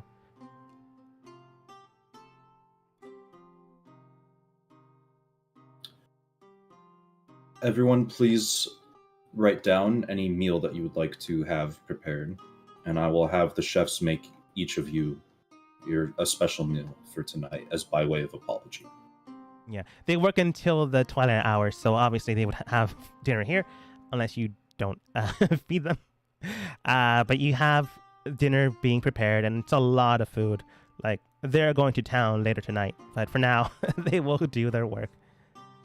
But yeah, you have the 3 individuals that I've mentioned beforehand, Colette, Vert, and Sol. That's not to say the others aren't, like, better liars, but you have those 3. At the moment in time, though, you do hear a knock at the door, and it is not Roy, it is Alpani. Oh. Lady Alpani, I was just about to leave here. If you've business with the council, you may do so. My business is with you. Oh. Shall I escort you? General Roy is out there and will be escorting us as well. He's Council? like 10 feet to your left. Good day. I will be by later. I have some business to oversee. They all say their goodbyes and things of that nature. They're still a little miffed, but at the end of the day, they still have work to do. So they can only be mad for so long. So, with us getting ready to leave, Alpani would look across the different council members, looking for a gold ring. See if any of them the same gold ring that she now has. Good perception. Roll me perception, you cheater. Cheater. I'll give you advantage because that's kind of your thing. Yours and Yoko's thing. Oh, I don't have it set to advantage. It's fine. Just roll again. 24.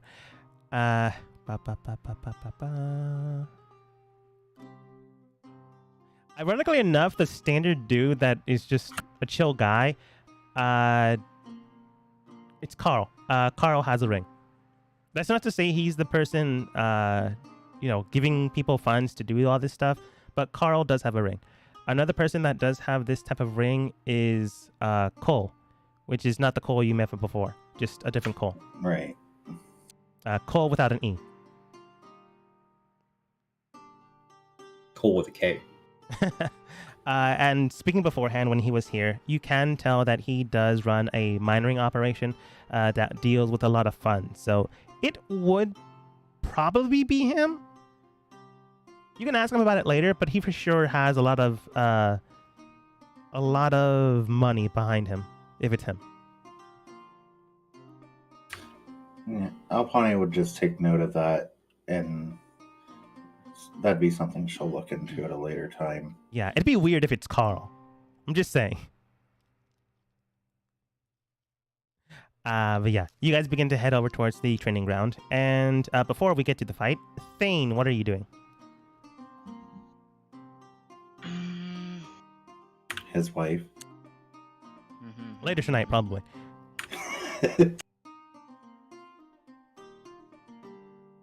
On the rocks, they provide extra friction. I'll basically just sell it to him, the pearls and stuff, for the money value. Yeah. Go ahead and roll persuasion. Get above 13. Above 13. You get like a 200 gold extra. Like maybe he can find someone to over price these on someone else. And then I'm gonna go find the owls. That isn't dangerous. Go ahead and roll a perception check to see if there's like any indicators that you find along the way.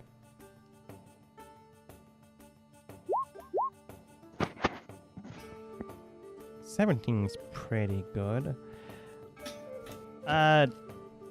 You go along the streets, the halls around. You do see people like waving, having a good time. Others, not so much. You see a lot of guards like look at you, but mainly because you're covered in a whole bunch of robes and things. Your wife is currently like looking and investigating into a few things, so she's not curling with you. But around maybe the third random alleyway that you find, you do see to find a symbol of a hand pressed into a building with it being slashed in half. You've seen these type of symbols before. They indicate a potential guild hall or something of that nature.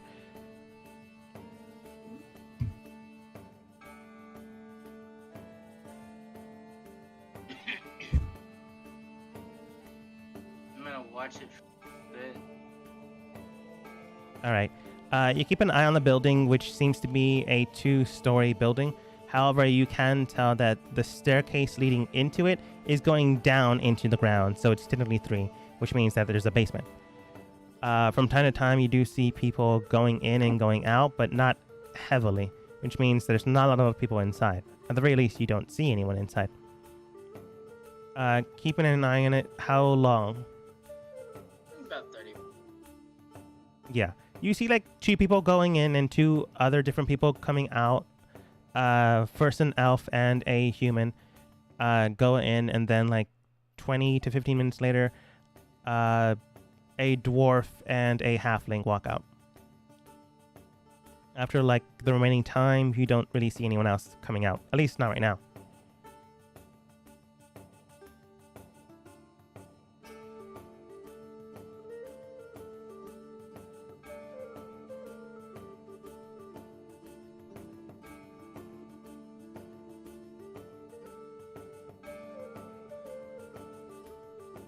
Anything else you do? Gonna what?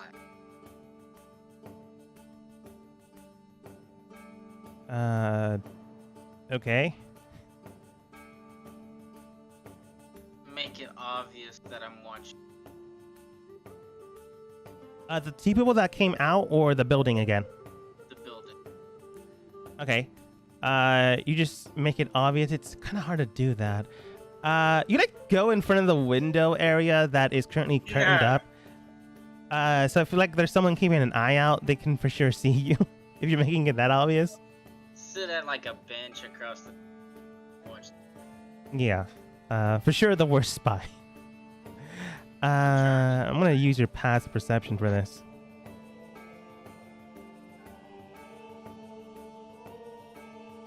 13. Even though I'm actively watching. You're actively watching the building. Mm-hmm. I'm not saying someone's gonna come out of the building.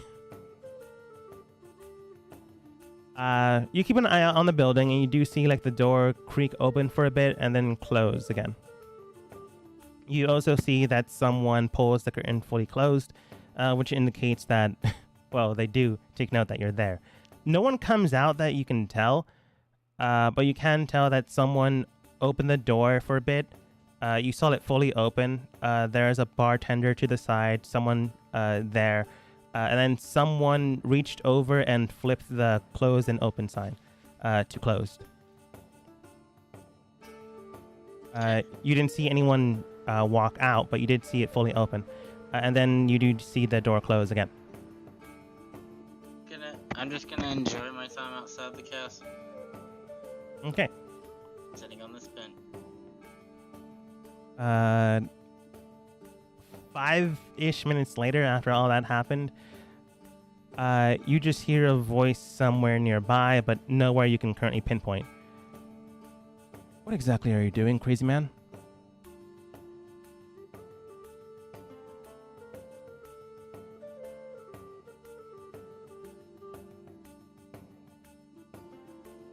I'm ignoring the voice. I'm just relaxing. Yeah. Yeah, sure.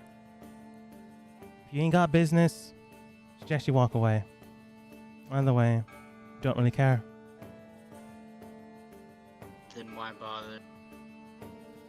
Just making sure you ain't gonna cause any trouble. No, I think we're done. just relax. And you do hear footsteps leaving. And then, like, after, like, a minute, you don't hear anything. Well, not a minute, but after a little bit, you don't hear the footsteps anymore.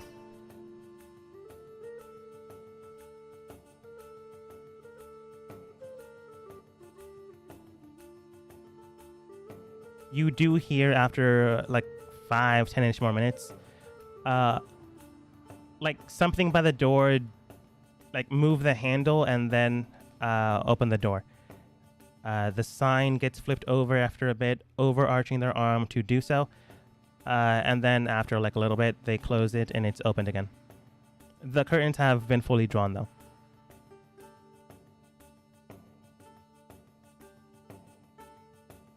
I'll walk away. Disappear. You disappear into the city. Into the crowd. Sight. Okay, you walk into the crowd. Are you still keeping an eye on it, just now in the crowd, or are you just leaving? I'm walking into the crowd and disappearing. And watching somebody's following. Okay, you blend into the crowd, or are you casting magic? I'm going invisible. Okay. You walk into the crowd and cast magic to make yourself go invisible. You keep an eye out for people, and from time to time, you do get bumped into. It's not as if you aren't tangible. You start up a fight around the corner, and they begin to argue, but that's neither here or there. You don't see anyone walking towards you. You don't see, like, the building reopen and darts fly in your face. Just a crowd. Some people are arguing now that they are getting bumped into. Hey, man, you bumped into me. No, you bumped into me. What? What are you talking about? You put out your foot and then you tripped me. That kind of conversation is happening in the background. But no one seems to be coming after you.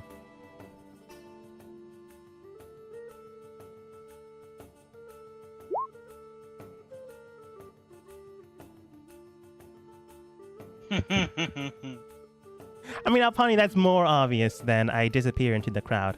Because if you are someone that can sneak into the crowd, that's fine. I just wasn't sure if you're casting magic.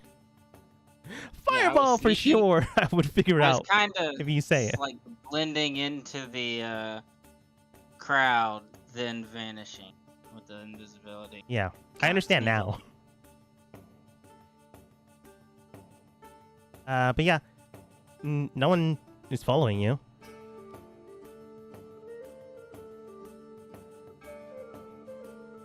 Like, why would they? Mm-hmm.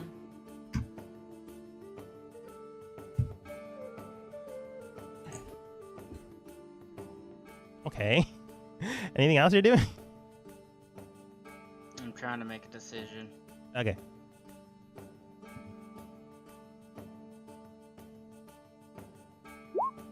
Go back to the place and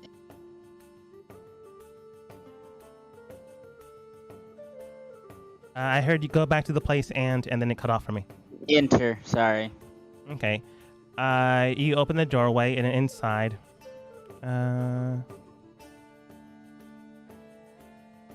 Oh wait. I forgot. I'm gonna go with random standard music because I forgot. Alpani is also recording. Sorry, not recording. Streaming. No, you're fine. I actually have music turned off on Roll20.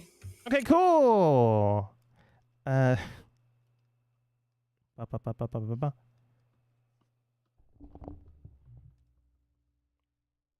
You walk inside, and there you see more or less a dive bar.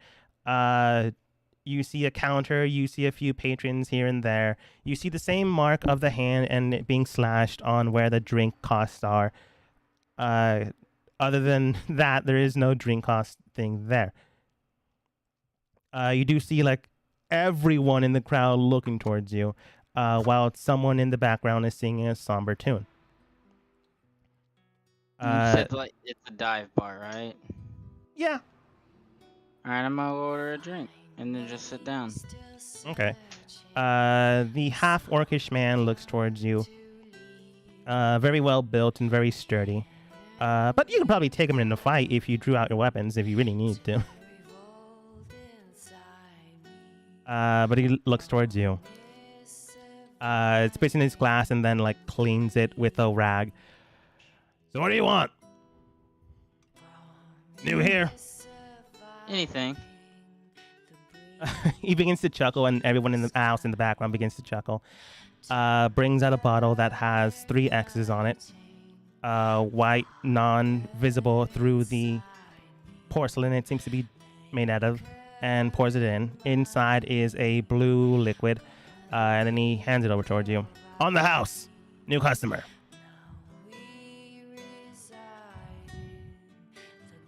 Okay.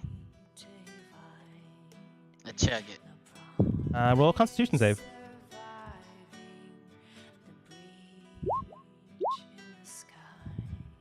That's not enough.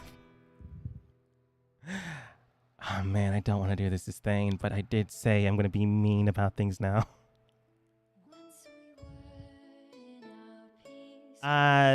Thane, you wake up, like, you don't know how long, but the sun is still up in the sky.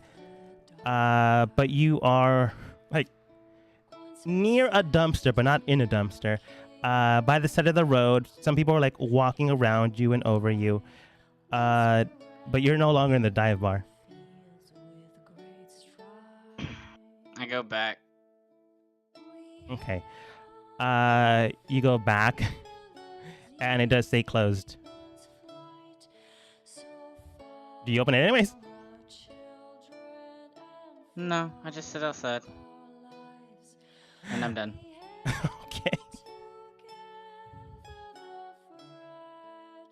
Okay. I will tell you, you could have probably spoken with them before the drinks. Do you want to take that back? No. Okay. Well, yeah. Okay. I wanted to say that's a what if. Yeah, your wife would have probably said, now remember, if we're going into a guild hall or anything of that nature, don't drink anything.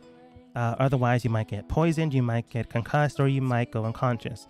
And then they can steal your things, and then you'd be thrown out, likely in a dumpster somewhere. Remember this. For sure. Detect thoughts. She would have warned you. Like, that's what I have that in my head. There's a vision. It's like, that's what's gonna happen if I drink this. Sure, we can say that. I'll be nice once. Don't be mean again.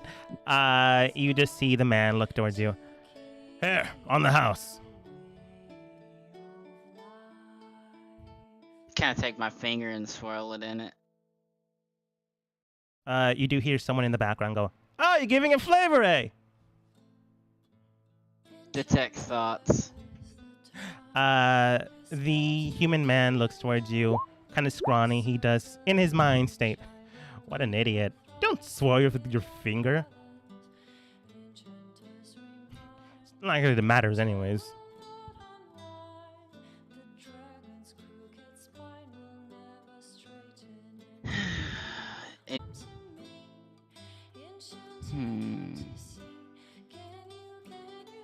Drinks on me. He scowls at you heavily. And inside his mind, you do read, you don't give someone else the gift that you give someone else the same exact gift. And in his head he goes, No, I'm not saying I'm gonna give the same thing to everybody else. No. Who are you saying this to? Okay, Okay, hold on. I'm confused, hold on. Are you saying like this drink is on me or drinks on me? Drinks on me for everybody in the bar. Okay. You can tell a lot of them are like hyped up and ready to go. For some reason, I thought you said drink on me, as in you're giving this drink to the bartender. No. which is a very rude custom to do. Yeah. Re-giving the that exact is same not gift to what- the person that gave it to you. Anyways, you say this and people are in an uproar. The bartender does like more or less nod. You got the coin for it? Or are you just saying things? I mean, I don't speak without if I don't mean things. 10 gold? You got 10 gold? You got plenty of clothes. I flick him 10 gold. You flick him 10 coins. He catches them easily, and he brings out not the same bottle, but a blue one, and outpours a white liquid. It does seem like, what's it called? Best way I can describe it is sake, Japanese alcohol. Mm-hmm. Pours out shot glasses for everyone. And he just looks towards you. Any reason why you're here? I'm kind of new in town, and I'm looking for an old friend of mine. I just can't seem to find him. And do you know anybody that could help me look around? The other one was porcelain white, upon it. This one was blue. Sorry. The other one was porcelain white, and out came out a blue liquid. The new one is blue, and out poured out a white liquid. Yes, yes it did. You know this happens. Anyways, the bartender looks towards you. You need to find someone. Go look for the guard. Sure, they'll be able to help you. Doubt they'd be discreet. So you're looking for trouble? Or are you trying to find trouble? No, nothing of the sort. They're just probably not wanting to be, what do you say, cause too much trouble. So they're probably, what's the word? Keeping a low profile.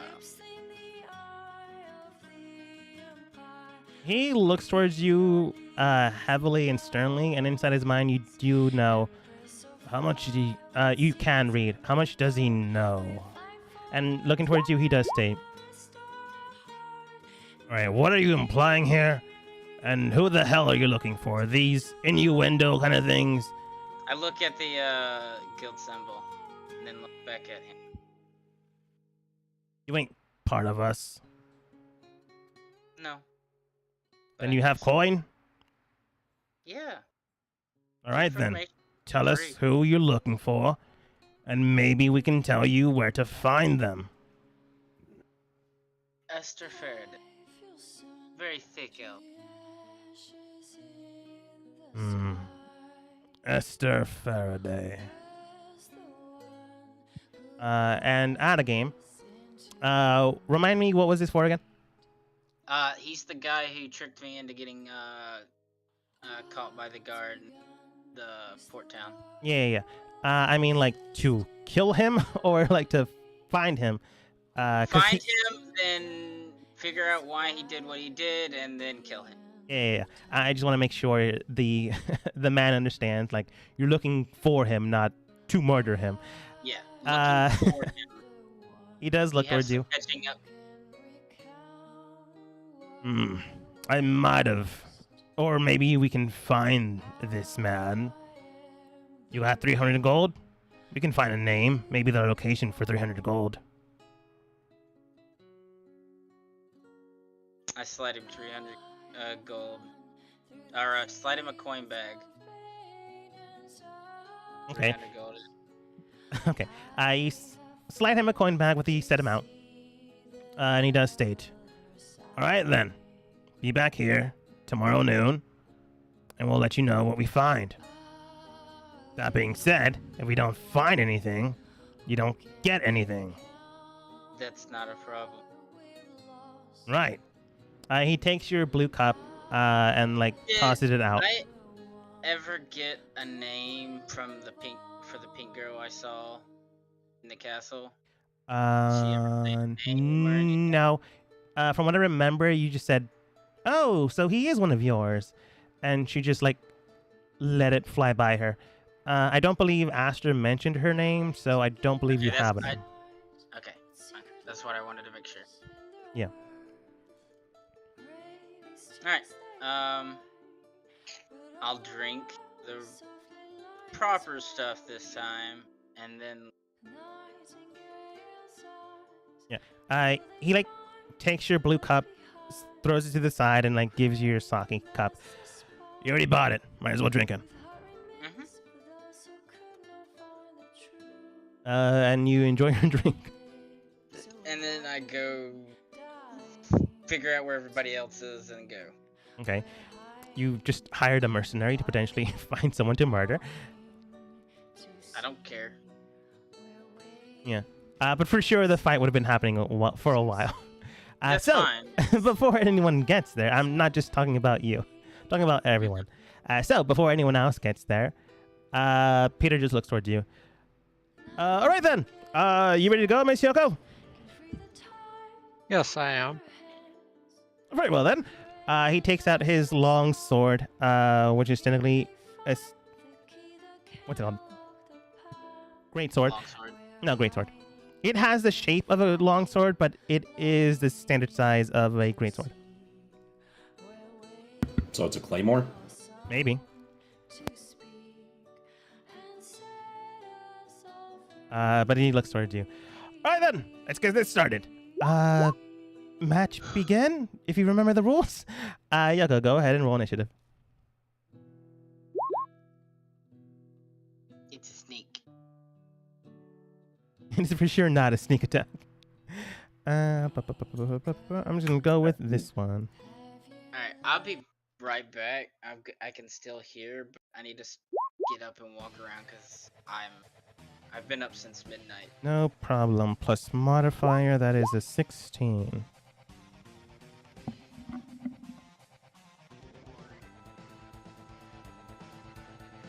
He looks towards you. You getting ready. He himself also getting ready. Immediately when he notices you at a stance that you can defend yourself, he simply grabs his sword and goes, "All right, then, let's get this started." Rushes towards you immediately. I want you to go ahead and make a dexterity saving throw as he lunges his body directly towards you. 18 is pretty good. You can tell that the way he moved his leg, it looked like he was going to hit your leg to cause you to bend forwards. But thankfully enough, you stopped that momentum and allowed your own leg to move to the side. So he didn't even basically kick your feet underneath you. However, he is still going to swing in.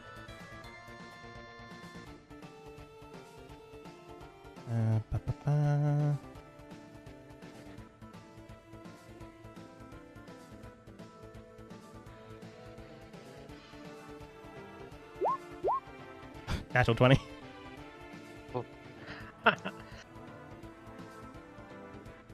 Yeah, that'll hit. He swings in heavily with 27 points of slashing damage as it cuts into your body. And he goes in for another strike once more.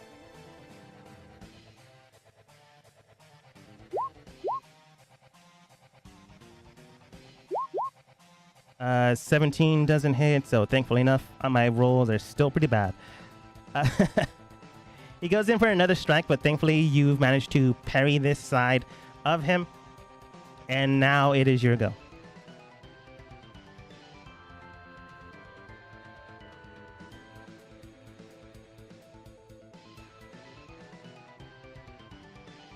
He just looks towards you. Excellent showing, Miss Yoko! Man, it takes quite dexterous feat to not be kicked under by my own strength. Not that I'm implying you're weaker than me. I'm just stating that it takes a lot.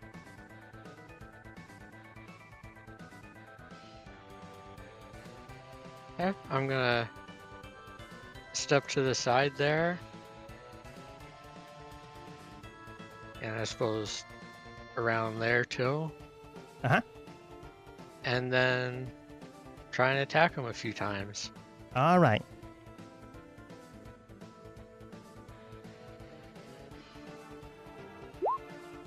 Yeah, you both get natural 20s. 16, 26. You bring out your sword and slash into him for 26 points of damage. It cuts into him heavily as the electric sparks come through the blade. He looks towards you. Oh, that quite hurt. You know, it's part of your weapon. Looks towards Sprite. I'll allow the magical damage. Okay. Point Yoko? Oh, we're going by a point system now. Excellent. Looks towards Yoko. You may continue. 18 doesn't hit. And then I'm going to use Flurry of Blows. So kick him in his face.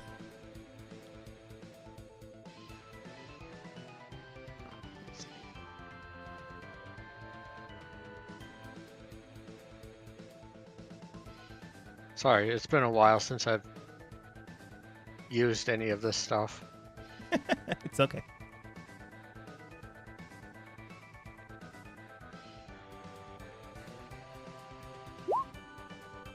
Miss. That'll miss. And miss. That will too.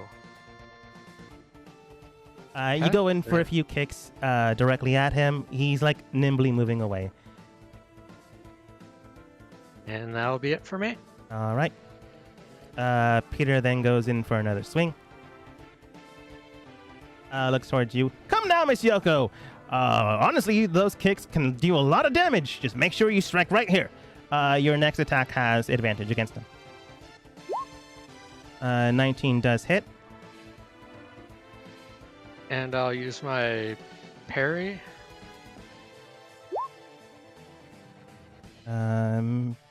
Bonus to AC equal to your proficiency bonus. So what's your AC now? 22. Okay, good to know. He misses on his first attack. Looks towards you. Excellent shot! I'm going to use his secondary stance. He goes in for another leg sweep kind of motion. Yoko, go ahead and roll another dexterity saving throw.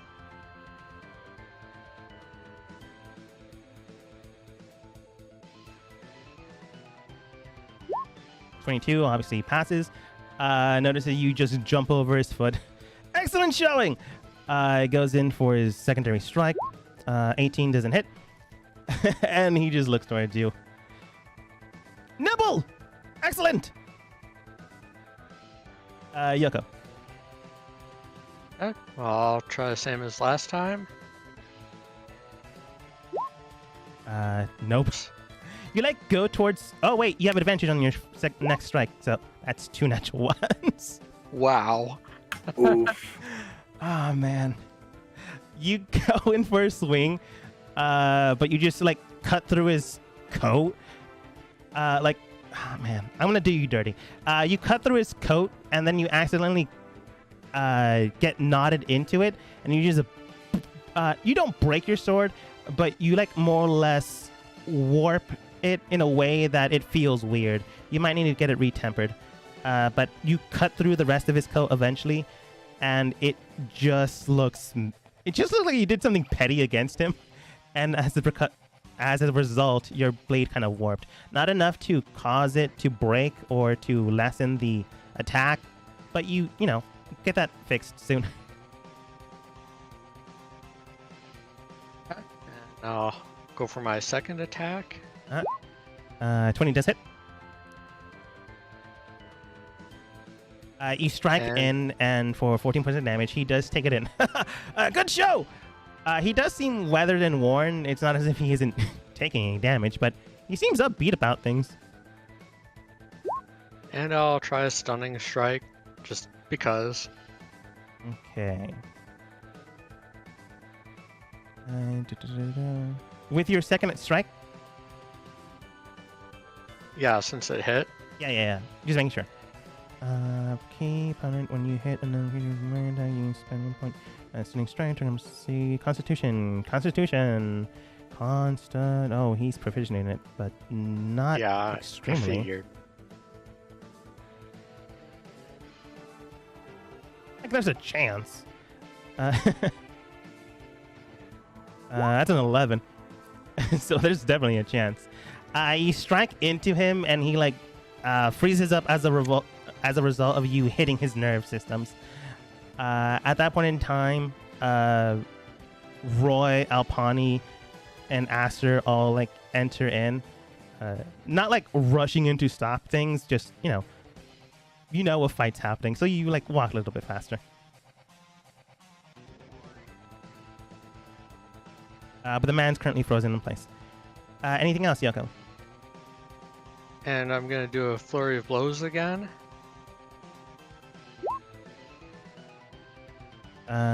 Because this man's stunned, I'm pretty sure you gain advantage, but 24 hits anyways. Well, again, to see if you get a crit. No crit, but, you still do 13 points of damage. You strike into him heavily, but he is not down just yet. And then I'll kick him. 23, yeah, 23 hits. You can tell that this man is heavily stunned, but this man can take a beating. Apparently. Okay, and that'll be it for me. Okay. Pete's currently stunned. I think it lasts until your turn. Yeah, until the end of your next turn. So yeah, the next turn. Yep. The man's stunned.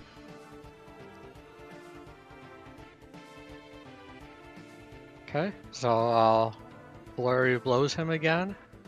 Okay. 18. 18 does not hit. 19. 19 does hit. So that is 18 points of damage. You strike into him with your... Oh, wait. You said for your blows. Did you mean your sword? Yeah. Okay. Well, you strike in with 18 points of damage, and you can tell that this man is now bloodied. He has, as a result of all those kicks and all those sword slashes, has now been bloodied. He would give you a thumbs up if he wasn't stunned. You imagine.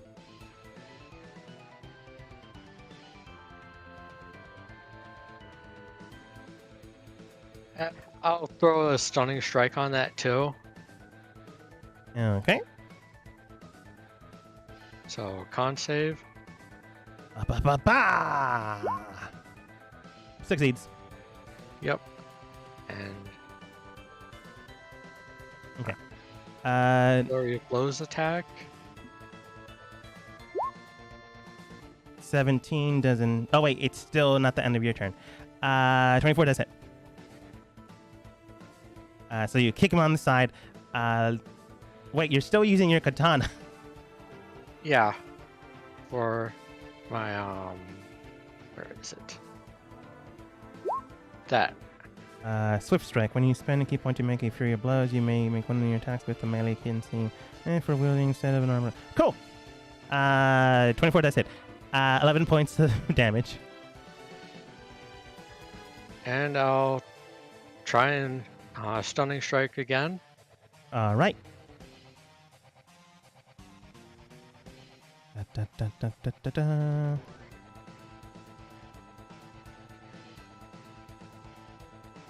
Plus 8, that is 16, which I believe is your thing. 15. Yeah, passes. And then I'll kick him. Still stunned, so 21 does hit. You can tell that this man is heavily hurt, but not dead. This man's a tank. And one last stunning strike attempt. Okay. 13 plus 8, yep. Okay. And that'll be it for me. All right. After being unstunned by, let's say, the pain, he looks towards you, finally gives you his thumbs up of approval. Roy looks towards Alpani and Aster. I have no idea what's currently going on right now. Is this normal for Yoko? This is an exhibition, yes? Yes? It seems all please. All right then. Yoko, is your AC still 23? Or does it only last that turn? It's just that turn. Okay, 20 does hit. But I'm gonna use it again because Okay. I don't want to die. Swinging in. It's not like he's gonna kill you, but I get it. He swings in, but you use your parrying strike to make sure he misses. Looks towards you approvingly. Goes in for a second swing. And that'll 27.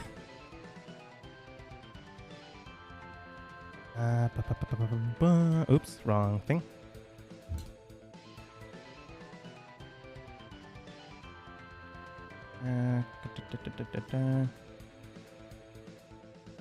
Just making sure he doesn't get anything else. Oh, he didn't use his bonus thing yet. It doesn't matter. He can do something else with it anyways. Not that you know that. Nah, he doesn't want to. He might. Anyways, I'm just going to do the damage. 16 points of damage as he swings into you with his secondary strike. Slashing. As it concaves into you, and then you'll use his bonus action to go for 2 more swings.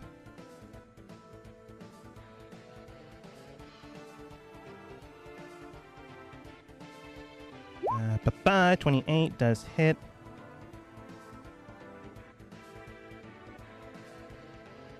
Uh, 19 points of damage as it swings into you and almost knocks you out. And he then flips his sword and embeds it into the ground. But just in case, I want to see if he would have hit you. Probably. 21? Nope. Too bad he already forfeited. He draws his blade and rams it into the ground. Since this is an exhibition match, he doesn't really feel the need to strike. Although in an alternative universe, he would have missed. And then I probably have gotten my butt kicked on the next round. Maybe. You did bleed the man, which is impressive. He looks towards you and simply states, "Excellent!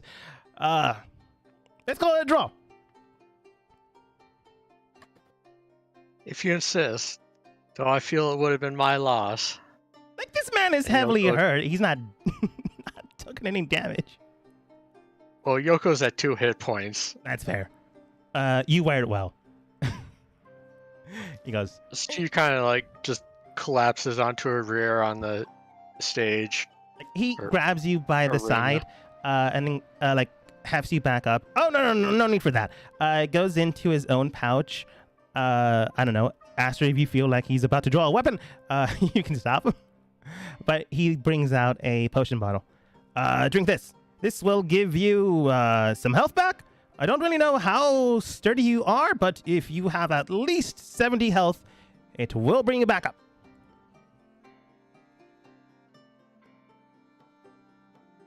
Although I only have 2 of these. This seems like a fair enough point to make him. He gives you a potion of health.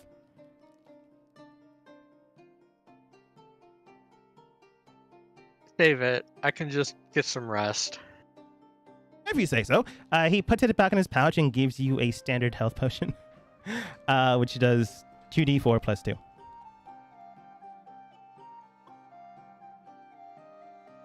At that point in time, Thane also joins after the match has concluded. Can I tell it's just a regular healing potion? Not like a super one? Do you want to roll Arcana to see if he's lying to you? Not to see if he's lying, just to see if I could tell it's a normal healing potion. Oh, it's still Arcana. Turn that off. Oh, sure, now I crit. You can tell that it's a standard healing potion, but it does have a weird tint to it. It's not as if he's poisoning you, but you can tell that this type of process to make this potion wouldn't give off this color. Like, you open the cork bottle, sniff it a bit, and it does give off a different smell to it. Normally, a standard health potion gives you the smell of dandelions in the blue moon. This one gives you wheatgrass in the autumn spring. Are you sure this is a healing potion? Yes. Smells different and it looks a bit different too. No, we have a different process where I'm from. Well, technically still in the kingdom. But yes. If you'd like, I can drink half of it, and you can just drink the other half. 8. He offered. It doesn't seem like he's lying.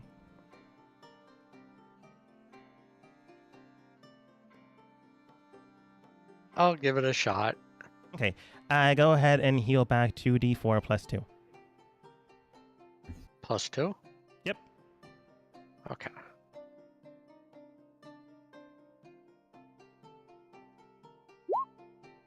Okay. And roll for me 1d8.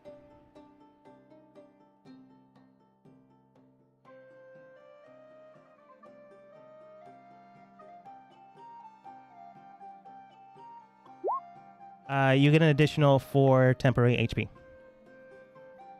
Okay.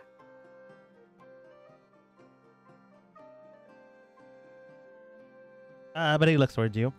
Fairly certain standard. Looks towards the rest of the team as well as the king. And Roy. Looks towards Roy. Since he technically doesn't know who the king or how the king looks like, he just looks towards Roy. I assume either the young miss over there or the man in the mask is the person you were looking for. Yes. This is strange. Anyways, would you like to take it from here, or should I coordinate for you? Sir.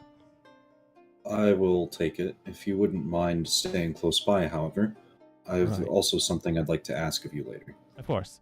Shouts out towards the people that were currently just waiting until the match ended and Roy got back. Since he was technically watching over them, they're still doing standard routine, and Roy just shouts towards them. Continue your trading. I'll be over here if you need me. Alpani walks back over towards you guys. Sorry, Yoko walks back towards you guys. Peter's still with a sword in the, I'm going to say over here, in the ground. So he's walking towards you guys, unarmed. He looks towards Sprite and goes, oh, right. Winner of the match, undecided. No, it's a tie. A tie? Thank you. Okay. I'm gonna go now. Take care. Then looks towards Yoko. Nods in approval. Looks towards Apani, Thane, and Aster. Now then, how can I help you? I believe I think you requested my presence. Oh, you're the king. Oh, I thought he tried to get someone else, not the king. Looks towards Roy. Thank you. This saves me a lot of trouble. Didn't really do it for you, but okay. Comes over a little bit closer to extend his hand out for a handshake. You can take it if you want or not, depending if you trust this man. You know, I'm in my own military citadel, surrounded by guards. I like my odds. If he's hostile, I'll shake his hand. Shake his hand. It is firm, strong, and concerning. Only reason why it's concerning, because it feels like your arm's about to break. You can see why Yoko took a beating. 16 health. Peter does look towards you. Man, he would introduce his full name. It's not as loud as everyone can hear the current conversation, but it's loud enough that people within 5 feet can. Pleased to meet you, Your Majesty. I am Peter McCullen, or you just can call me Pete. Peter, either way. Yes, well, Peter. I am King Aster, Altor. Yes. I understand that you were asking for me, and if I was hearing Roy correctly on the way over here, you've interesting house symbol. Yes, sir. He shows. Actually, yeah. Roy would have given the paperwork back. He shows you the paperwork, and it all seems to be clearanced and coordinated properly. It's just a symbol, unfortunately, is out of date because you've stripped royalty and markers, no longer viable or feasible. But this marker specifically, Roy told you, was at a date way before that ever happened. And he did tell you along the way. Upon you were there too. From we know of the Dawn family, they were stripped of their power and rank roughly 20 years ago when your father was still in power.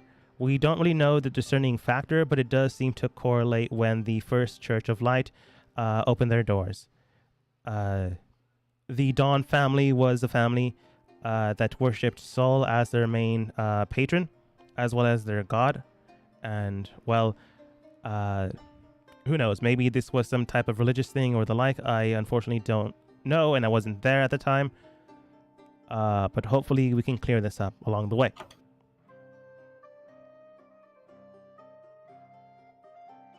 And Peter's just looking towards you. Yes, it is a nice symbol. A nice half sun rising or falling. I don't really remember in a horizontal line as well as on a shield emblem. It's quite nice. So, what is the purpose of this visit? Ah, yes, that. Well then, as mentioned beforehand by Roy, I am a member of the Dawn family. Once overthrown by your former, what's his name? You would call them fathers, correct? Yes. Right. Well, your father. Not me personally, my family. Well, I suppose I was alive. I just wasn't there.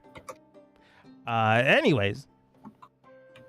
That being the case, though, it does seem to me that, according to our intel information, you've called in each of the 10 families. Well, not the 10 families, not anymore, but each of the members of the current ruling classes.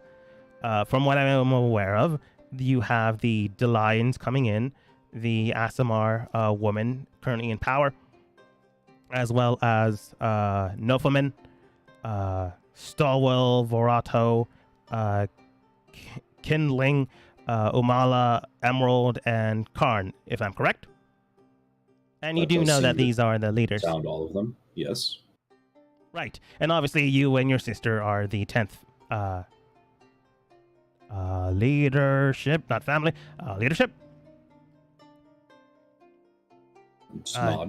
Yes, it came to our attention that this was happening roughly soon. I was tasked to make sure that you are aware of the potential danger that it might cause in the potential chance of someone trying to murder you. Yes, well, it is always a threat, unless you've more specific information other than that. Yes. Take this with a grain of salt, if you will. As we were unanimously thrown out of Verde. But the current ruler, known as Emerald / mayoralship, he had power before he was thrown out, but now back in due to voting. And potentially threats, not entirely sure, but again, grain of salt. Seems to be someone working with agents known as the Light, not entirely sure. They were a branch of my family ages ago, religious-wise, that have broken off into their own subsect. That being the case, though, they have also been recently making contact with the ones known as the Underground Drow. My leadership suggested to make contact with the current ruler, as well as his council members, which looks at Roy, Thane, Alpani, and Yoko, and Sprite. Would probably be all of you. To This make is you not aware. the- Didn't get a single one right. This man doesn't No. know. This is not the council. No. Oh, I see. Do they have your ear and trust? Looks at They his do. notes. Right then. They qualify then. Rolls it back off. Then they should be fine to hear. Last known location of current contact was at Emerald. Sorry, at Verde.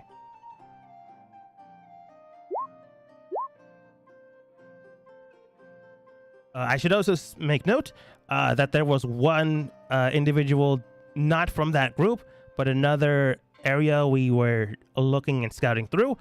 Don't really know his name, but they were rampantly heading towards the forest nearby, about 4 hours away north of here. Don't really know what they're here for, but just making you aware of them. They seem to be a drow from the Underdark as well. Don't know if these two parties are correlated or not, but they are still there. From last I checked, 5 hours ago. They are still in the forest, or they are still... Forgive me, I think I don't understand. The underground drow, the main group, last contacted Verde, was roughly 5 days ago, which is why I was sent out here. Along the way, I found another individual, don't know if they're connected, to the north of here, inside the forest, that seems to be waiting there. For some reason, I do not know. I see.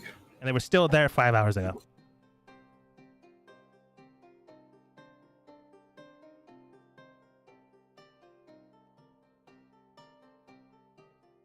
I was the first one to depart, so I don't think they are related. Unless they send someone else ahead, which I do not know. For what reason are you telling me all of this? Leadership told me to tell you. And your leader, who is that? The current patriarch of Dawn. Their name? Looks at his notes. And Yoko and Apani, you can like read over his shoulder. It just simply reads, if the king asks, you can tell him my name, it's fine. Looks at his notes, pulls them back up. It would be McCullen as well. I'm changing his name. It's not from his... I'm going to say he's a branch family. Thank you, Alpani, for making me worried about names now. I'll give you his first name. I'll think of a different name later. His first name is Daniel. His second name escapes me for now. Would be Dawn? Sure. That's usually how family names go. Dawn is now generally an overbranching thing that we use. The name Dawn died out a while ago. No offense to you, I don't really know your current circumstances with your father. He murdered that family. I see. Maybe not him personally. Probably not, no. Do you know the reason as to why he would do such an atrocity? I'm gonna roll, because I don't know if he would know. Probably not. 7. I'm He afraid had not. to refer to his notes to know his guy's name. This man's like all muscle, all kindness, but all muscle. I'm afraid not.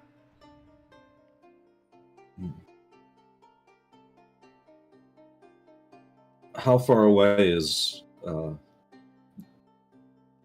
head of your house? You said that they reside in Verde still? Or they were exiled? They were exiled from Verde. We technically aren't here anymore, if that makes sense. In the kingdom? Yes and no.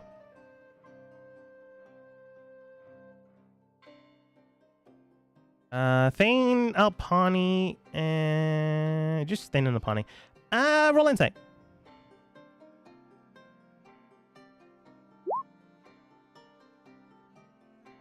16 is pretty good.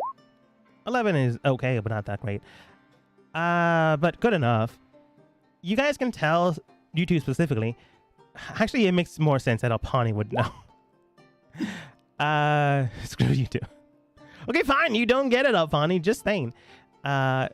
Thane, you can tell. You also get up, honey, because it makes sense that you would get it. The way he speaks about him being here but also not being here, it kind of describes maybe a plane of existence that isn't physically here, kind of like a pocket dimension or something of that sort. Similar to the Feywild, but maybe not as big.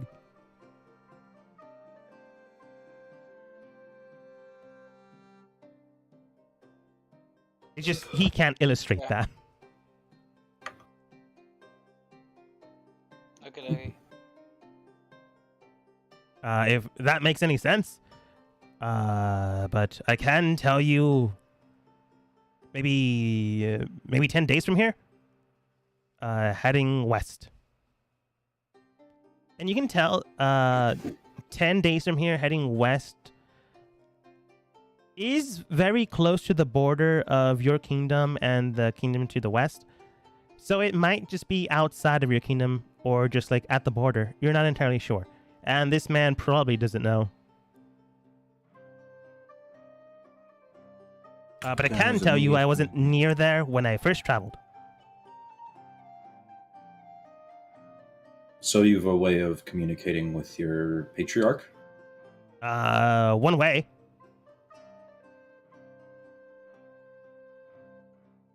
He like gets closer to you and whispers, "He talks in my head."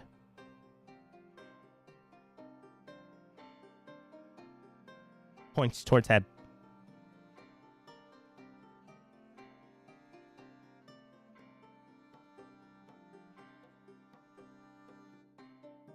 I do appreciate all the information you have given. I would like to meet your patriarch.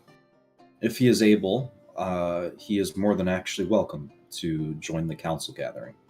Oh, he can't leave where he is, but I'll let him know. He like gives you a missive piece of paper that just states that if you, I'm just gonna state it in a way that doesn't sound weird. He gives you a missive that if you ever find the location of the plane of existence he's currently at, you are able to go through it and meet an audience with him. That's not to say you couldn't try to do that anyways. It's just a legal way of doing it, more or less. He tells you the general location, but at the exact same time, this man ain't a cartographer. He goes by feeling most of the time. But you get the general direction of where it would be. He also tells you that his current patriarch can't really leave the domain where he's at. He's kind of the one stabilizing it. But he'll be sure to give the extended offer to his patriarch as soon as he gets there in a couple of days or so.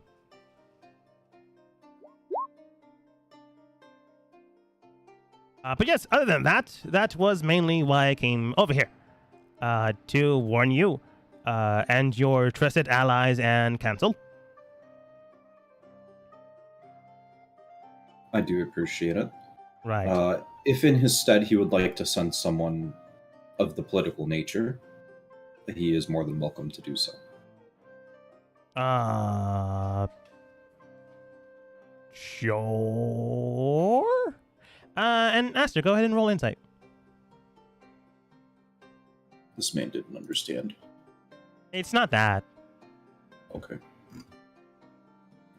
Well, probably that too. Probably that too.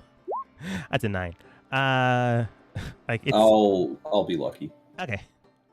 I was gonna say it's very easy to insight this man, but 9 ain't gonna cut it. 23 will though. By the way it sounds and the way he's doing things, they sent this man here to potentially be a guardian, or like to keep an eye out for you just in case. For him, it sounds like, can you go and like bring someone else that can talk better? Is what he's getting it through. Oh, so, I mean, no offense. No, it's But fine. I get I it. do have an interest in conversing with the patriarch. If you are able to speak on his behalf, I will gladly speak to you. Forgive me, I did not get the impression that was your purpose here. It's not. It's just like I can go back and find someone else that was just also assigned as potential bodyguard or something of that nature, unless you don't want me here, which is fine. Technically not part of your kingdom anymore, so I understand if you don't want a stranger here.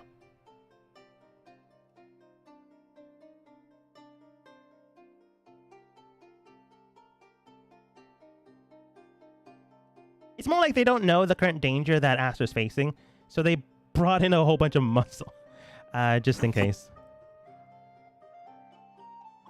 I can see you appointed a room. I will not turn down the assistance. All right, then. After the whole negotiation talking thing that you do in a couple of days, I suppose I'll ride out, head back home, and find someone that is very good with the words.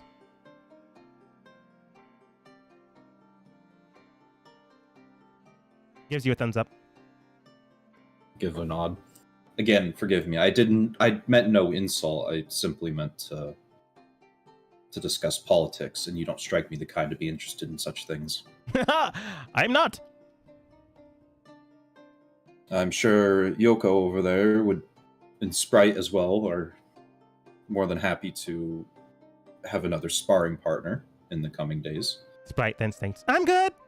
Yoko's fine. Please don't kill me. Wouldn't dream of it. That being said, I was not aware that the drow in the forest was already there. That was something we were thinking that they would be meeting up tomorrow, actually. I don't know. It's just the one. Alpani, are we expecting more than just the one? I'm unsure now. I've gained some more information. That is Alpani, roll insight. interesting.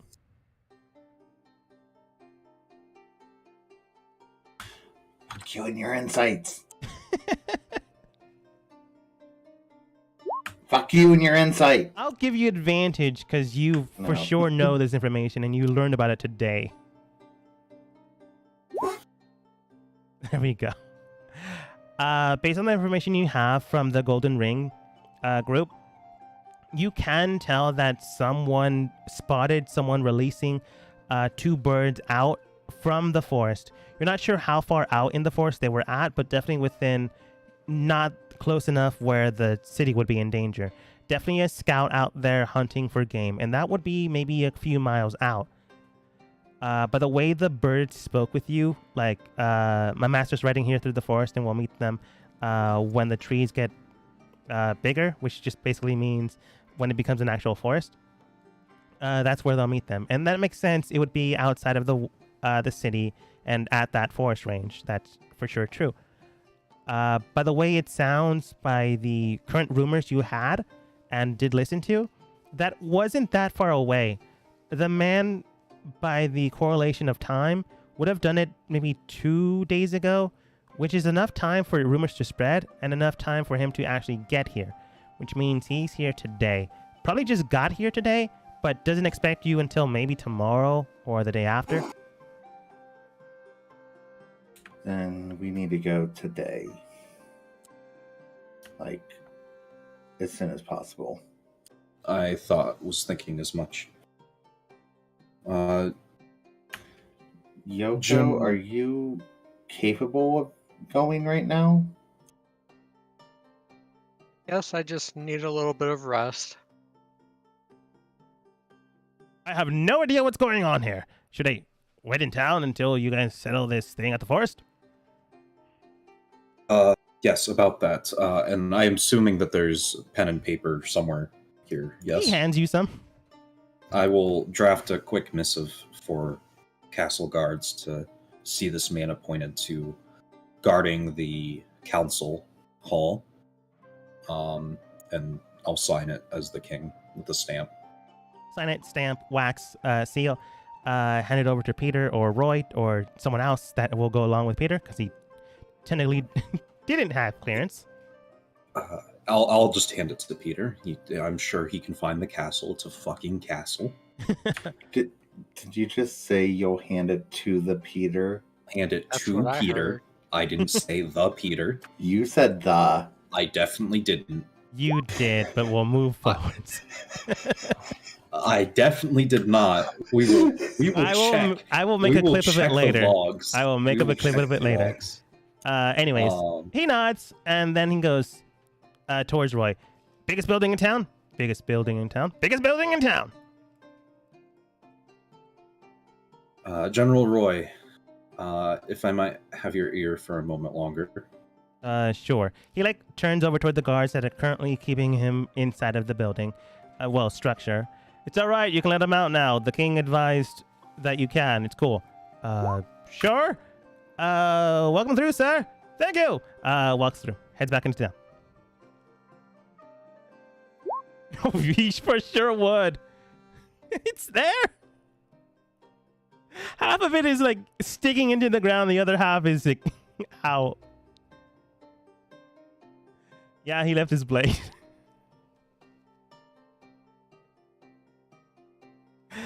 This man's isn't smart. Anyways, Roy does look towards you. But yes, sir. And in a much quieter voice, so that it doesn't carry. I have some doubts about the loyalty of a few of the council members. Do we've spies or scouts that might serve as such? We do have the talents, sir. They are an elite group of rogues that generally spy if need be. Although we have yet to use them under your leadership.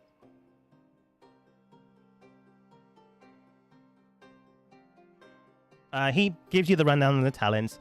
They are an elite group of potential spies, wet work agents that do the dirty work that theoretically the kingdom doesn't do.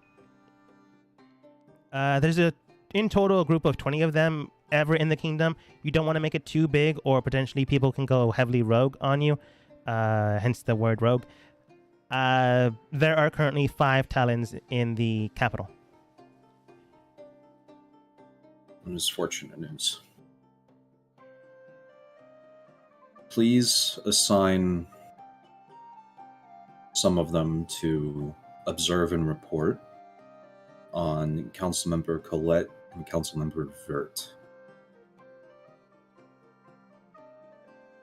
He nods. It'll take roughly an hour, but we can put them under surveillance within the hour. Very well then. Anything else, sir? Have you any concerns about this order that you would like to address with me? They are loyal to a T, but at the exact same time, I do worry that once we use them, it's hard to tell when we'll stop. I do advise using them only when necessary, but it does seem like now would be necessary. I hope. I do not ask this lightly. Of course, sir. He nods, salutes, and then goes over towards his group. Before he walks away, Alpani would step closer. General, I need you to pass on a message. Of course, miss. To Council Member Roy. Only he is to receive this message. That I need to meet with him. Very well. It's on a personal matter. Oh, of course. Nods. I'll let them know. Heads over towards his group. Simply states, "All right then. I have to do something in a bit. Johnny. Yeah, boss. You're currently in charge. But boss, I'm 2 days into this training camp. Good luck, soldier." Wait, isn't the brothers here? Yeah. That's just a joke. He actually goes into the building, goes, Agent Coraline, actually look after the people. I just wanted to give him a little bit of a pep talk. Sure, of course. Agent Caroline heads in and actually trains them. He's not gonna assign a random dude. But then he leaves to go find the 5 talents. Alpani, Councilmember Roy, if you wanted a personal introduction, I would have done so. Oh, so he's Roy. Who exactly are you looking for? Unless I named another guy Roy, which I totally can do and Cole. would do. Cole. Okay, cool. Yeah, it was supposed to be cool. I probably said the wrong name.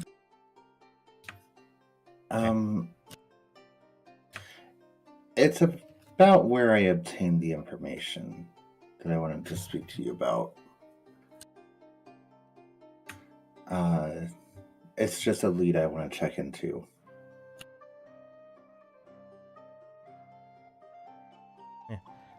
Makes sense. While you guys are doing that, Thane, what are you doing? Because currently you just see Yoko and Sprite like at the giant sword that is currently sticking into the ground.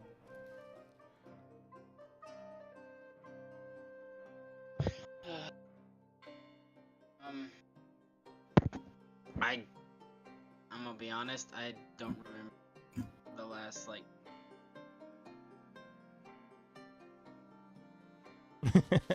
Thane's a little hammered. Yeah. I myself. I can't. I'm sorry. It's fine. I can't remember. Peter fought Yoko. Yoko and him tied. I think I fell Technically, asleep. long day. I've been up midnight, so yeah.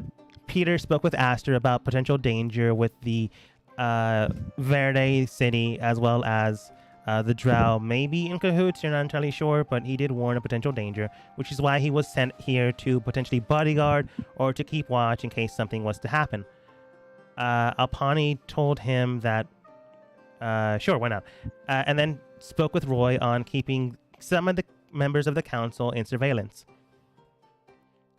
He went to leave for a bit, and then Alpani asked him to give a missive to Cole to speak with her later. He said cool, and then headed out. Yoko is currently probably looking at the giant sword that is half stuck in the ground, and that's where we left off. Okay.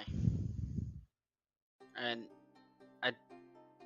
did we get any information about the guy possibly being in the forest anytime soon? Or? You know they're there currently, but from what it looks like, they don't expect you until maybe tomorrow or the day after. But you do know they're there currently. Oh, we need to go and surprise them. I was thinking the same thing. Okay.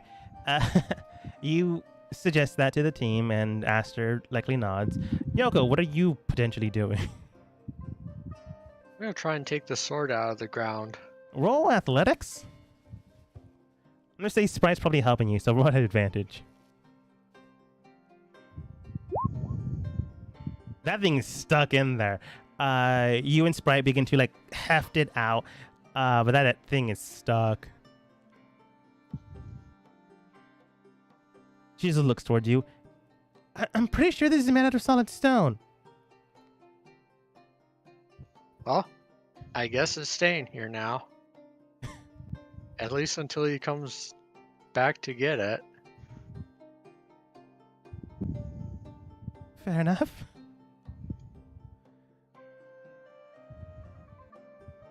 Aster, Unless you'd like to try Aster.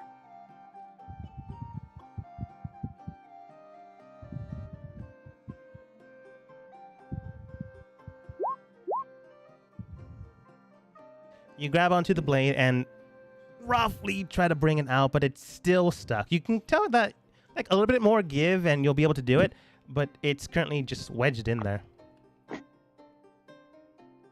Can I give it one more try? Sure.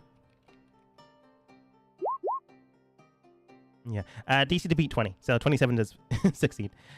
After spitting in your hand and rubbing them together, you grab onto the hilt again and forcibly yank it out. And what's your bonus to strength? Not negative. Okay. And you're just barely able to hold on to this thing.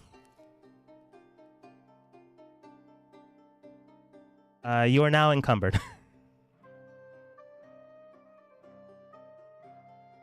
Is it a real sword or a stone sword? It's a real sword.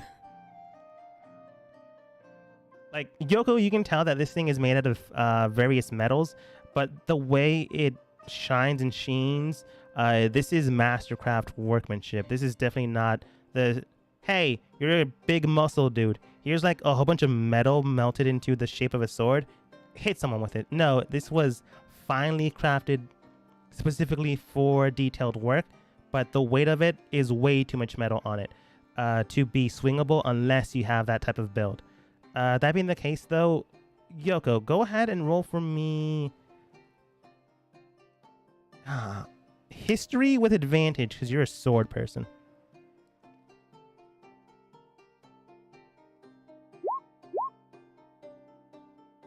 That's two 17s.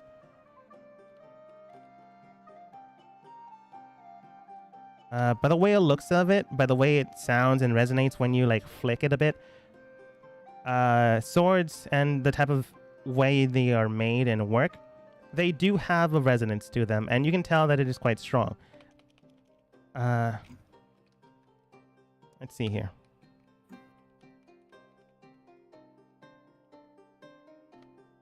The type of metal it seems to be made out of, it's sturdy. It is strong. You've not really heavily heard of this type of metal before. It reminds you of the time you thought Quicksilver was a feasible blade, a feasible metal for a blade. This stuff seems to be maybe made out of adamantine, maybe mithril, but that also isn't right. You just can't discern the type of metal. I'm gonna go over to it and cast Identify. Okay. You cast Identify. And it does have a magical little connection and resonance to it, so you do have the name and effects that it can do, although he has not used them yet. You can't identify the metal, but you can definitely identify the properties of the magic. This is a +2 blade. It also is read as the Starfall blade. It has force damage to it, if applicable, and adjacent to it. And it has a strange vibrance and correlation to it as well. It's a very strange reading, but you can tell that it does and deals 2d10 force damage additional to its standard attack, and it does something else that has yet to proc, and he honestly doesn't know of it either. It can do an additional 5d4 magic missiles. Replenishes at a long rest, and it can do this 3 times a day.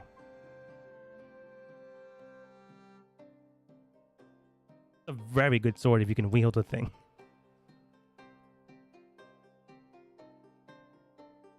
I'm gonna call over 2 of the knights or the guards. Yeah. I'm gonna say Johnny and one of the twin triplets comes over. You caught, sir? I mean, King? King, Sir Aster? Please deliver this to the castle. Mr. McCullen left this. Salutes, begins to grab onto the blade, thinking, I suppose one of us needs to be a bodyguard. Grabs onto it and immediately buckles his legs. The triplet comes over. Oh, you clearly are just weak. It's your second day, I understand. Grabs onto the other side, immediately buckles his legs. Nope, it's heavy. They both pick it up and begin to walk away with it.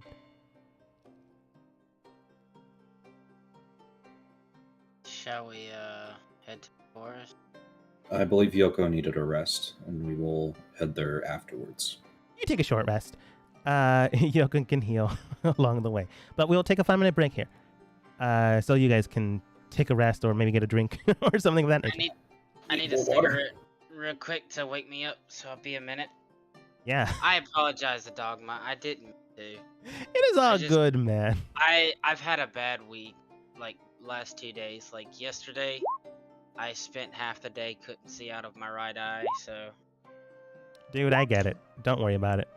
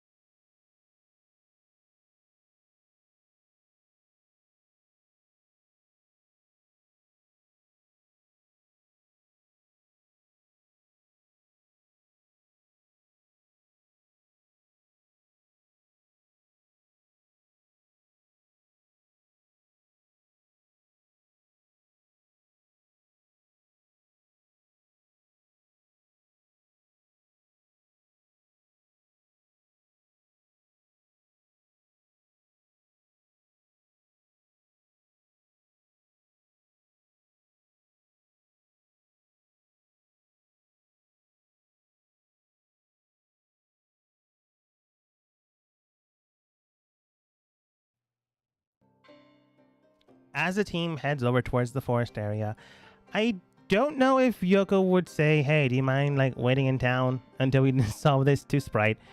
She can be there if you want, or you can, make her go back to the castle. She can head back to the castle. Yeah. She headed back to the castle while you head over towards the location that Pete or Peter or whatever you want to call him told you about. Along the way, you do find what appears to be line after line within the forest area. I'm going to say Alpani and Yoko, because you guys have massive passive perceptions, you avoid these lines one after the other. But at a certain point, you do come across one that is maybe 60 feet away near a bonfire. You do see like the foot of a man like sticking out underneath a tree, but they have yet to see you. Looking at these... Visibility on all of us. What now? As we're approaching, getting closer and closer, I cast invisibility on all of us. Yeah. You can if you want to, but I'm going to just illustrate this beforehand. Yoko and Apani, when you look at the lines, you can tell that there's various symbols intermittent with them. And you can tell it has the alarm spell on it.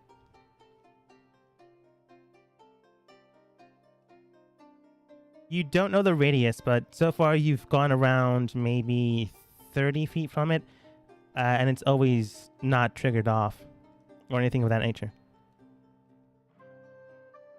But you also see another sentencing into it. The other ones you didn't see, but this one it does have one. And inside of it, it also reads, get any closer, and the deal is off. Written in common. I'll point it out to the rest of the group.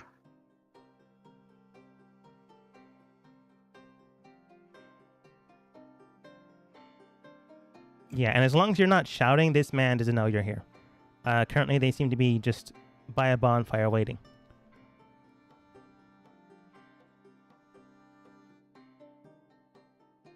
And even then, you just see the foot.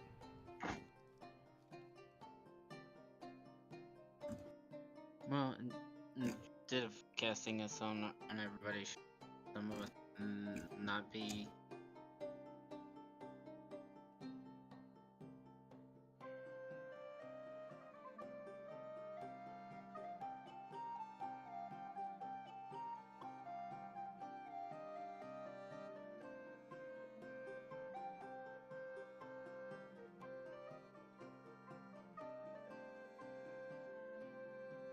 Hello? Hello.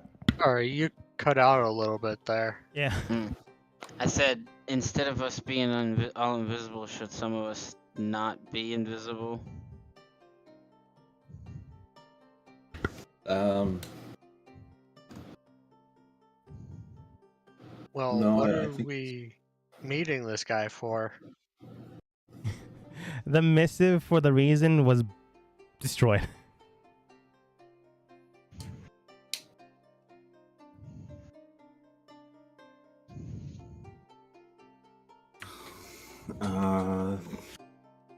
Why don't we have the less imposing person reveal themselves?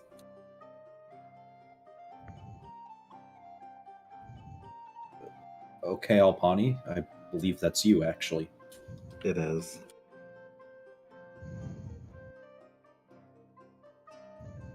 Any certain way I should approach this subject or person? Here's the information you do know. They sent out two birds. Two groups of birds. One of them was to give a missive to potentially Aster, but that bird got destroyed. Two other birds were sent out soon after, given to you, by missive of understanding their language, and you dimension them out. Only one returned, but you do and can tell that that's a trick of a way of allowing familiars to notify the other individual that something's happening. So you know they expect you, but maybe not today. At the other point in time, you can tell that these things, these lines, aren't meant to be, destructive. It's more like an alarm spell to let you know that someone's nearby. But this last line does state that once you cross over the line or get in closer, the deal is off. You don't know the deal, but it doesn't seem like they're ready to kill you at any moment or glance. Maybe approaching them just straightforwards at the line might be the best option, as far as you can tell right now. But at the exact same time, you don't have a clear idea on who they're expecting. They might just be expecting one person, which means that you could like hide and maybe go around this guy and attack him if that's how you feel you're going to do it. Or you can be up front and just communicate with him. How about box them in? I'll stay out here in the open. And the three of you can sneak around. Yeah. Because Thane and Yoko know, like all of you know magic to a degree. But you guys know enough about magic that the alarm spell has a radius range which you're currently away from. As long as you keep 20 feet away from it, the line specifically, it won't trigger. However, this one you can tell that once you cross the line, that's when it'll trigger, but it's only so far. So as long as you can go to the left or right 20 feet away, you can easily not trigger this thing.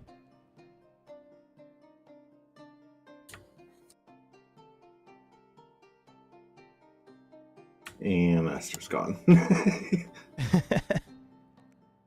So...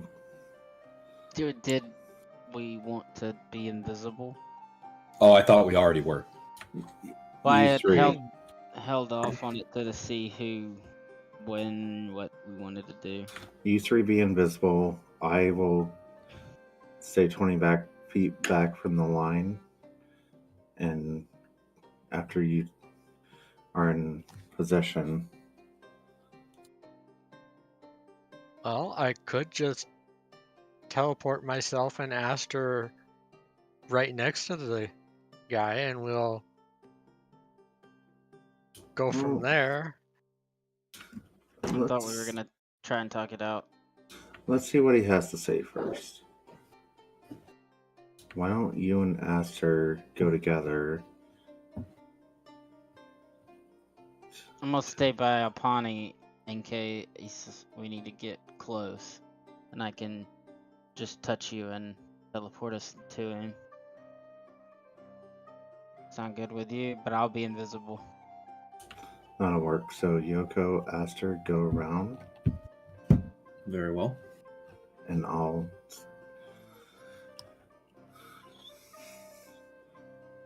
And we have the rings, right? That we can... Communicate yeah. telepathically, yeah. Again, for sure they would have taken more than a day, but I don't care enough, so you have them now. So just use the rings when you're ready. In possession, we'll start this. Alright. Alright. Yoko, can you make yourself invisible? I can make myself and Aster invisible. I don't want to exert too much in case it comes down to fighting. Yes, I can do that. Alright, me and Aster go invisible. Okay. I don't know why Yoko has a symbol on her already, but okay, good to know. Because I was mentioning it earlier, so... Oops, I'll that's cast unconscious. invisibility on myself. Yeah. And Alpani's all alone. I mean, I'm right next to you, but yeah. No, I'm just being a smartass. You guys turn invisible, being Alpani to potential doom, but Thane, like right there, just invisible. Place yourselves however you will. You can tell that there's a bonfire there. It's not as if it isn't there. And you can also tell there's maybe the left boot of the man just in view of your eyes, just a little bit. You're pretty tall, right, Alpani? Yeah.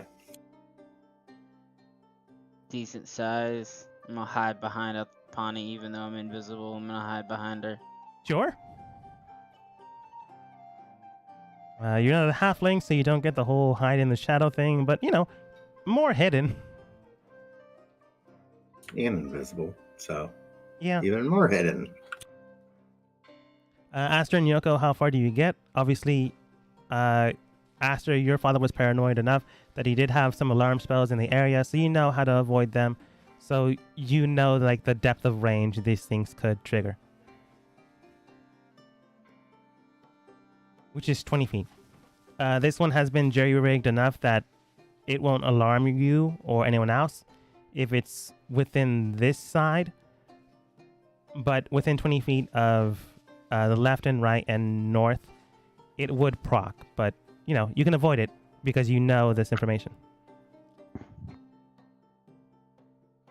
So you can easily skirt around if need be. Yeah, I think that's what I'll do.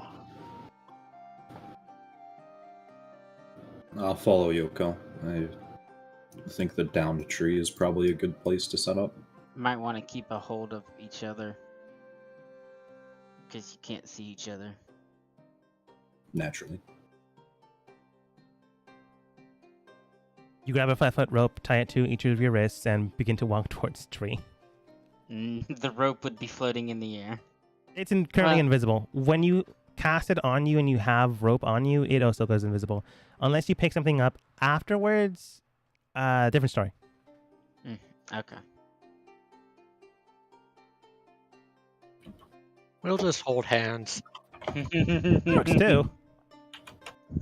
La-di-da-di-da. Clasping onto each other, you make way towards the tree, avoiding the alarm spell. Thane, you're behind Alpani.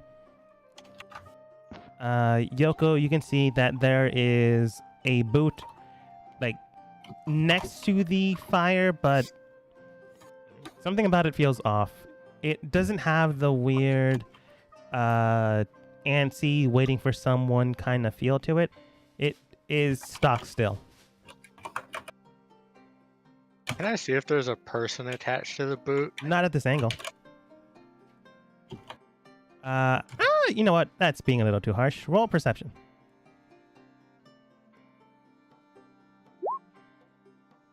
Not at this angle. Not at the same. And I'll use the ring to let Alpani and Thane know that we're in position. Alright. So, right where I'm at is as far as I can go without triggering this, right? No, the spell was weakened, so this path here up to the line doesn't proc it. Okay, so I can go right here. Yes. I think, wasn't that the danger zone? No, the danger zone is technically 20 feet from end to end, other than south. So here. It's a very technical big box. I'm going to say, because it's angled weirdly, you guys are just out of range. Ignore the blue one.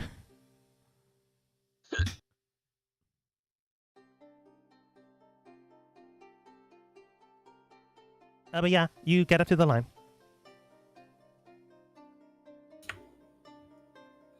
Can I look at the boot that I see? You look at it. And I guess, hello? In a gruff voice that you were kind of expecting based off of how cloak and dagger this thing has been so far. You do hear. Who are you? Wasn't expecting you. I kind of expected that, but I have something I believe belongs to you. And I'll pull the raven out and set the cage on the ground next to me. Sure, that's fine. Yoko gave you the bird back eventually. Even though it wasn't said, it can easily be done. It was. said at the beginning. Even though it was said, I forgot. It can be done otherwise. Honestly, I did forget. Anyways, you do hear the voice. Sounds rather masculine. It does state, "Oh, so that's where that thing went. Was waiting for it to return back to me. What? You someone that found it mid-transfer? It is rare. I can understand why you wanted it." It told me an interesting fact, and with my knowledge of animals, I knew that the other one was not a normal crow or raven when it didn't come back from a banishment spell. Oh, yeah. I guess. I mean, if you can do magic, I suppose you can also potentially read minds or talk with birds. Likely why you found me, right? Yes, I'm able to communicate with animals. Thought as much. And Aster and Yoko, I'm going to go with Aster's past perception. When someone talks, you can tell that their body sometimes moves here and there. The Buddha ain't moving. But it does seem to talk, regardless. Well, the area around it does seem to talk. But continuing with the conversation, Yoko, you do hear from this person. Right. So are you alone here? Or did you manage to find the person the message was meant for? Well, Sorry, I'll use the ring to communicate. Tell them that you're here on their behalf. well, I am here on their behalf. So you're alone? Yes, no.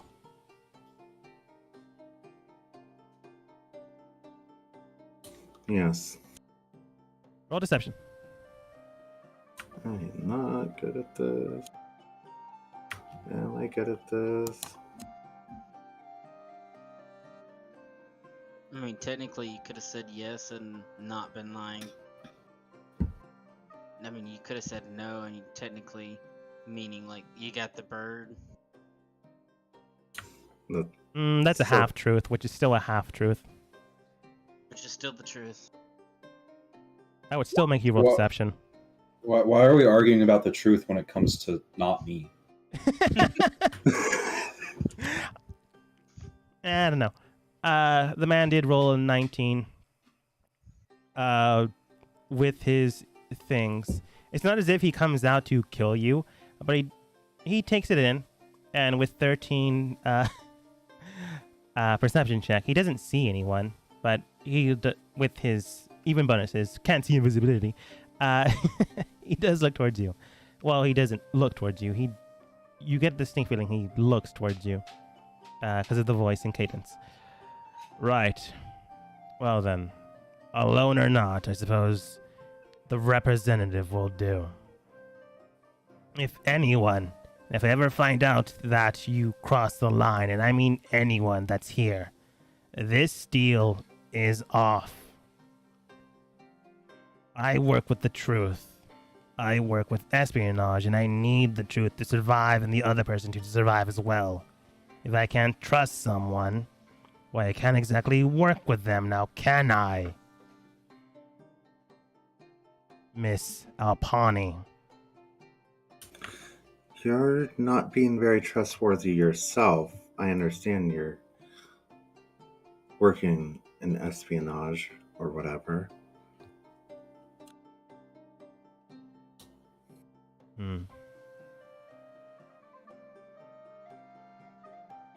He just goes, doesn't really give you an answer. It's kind of the reason why I'm very good at my job. And I've taken note of your, I don't really know what they are to you personally, your group's actions. I suppose I still owe you based off of the termination of the contract. Last report. Afterwards, when we're done, we can negotiate a potential new deal. And he tosses something over towards you, Alpani. And Yoko, based off of the arc that it goes into the air, it does seem like a scroll of paper. If you believe it's dangerous, you can definitely shoot it out of the sky. DC to beat 13. But you can tell that it is not from the area his boot's at. Like maybe 10 feet away from it.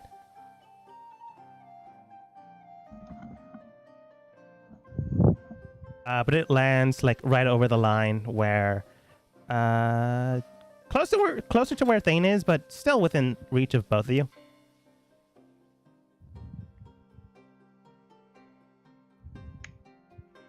An impressive distance to throw a scroll of paper. It is. So it is weighted down. Not that you know this, there is a dowel in it that allows it to arc that far out.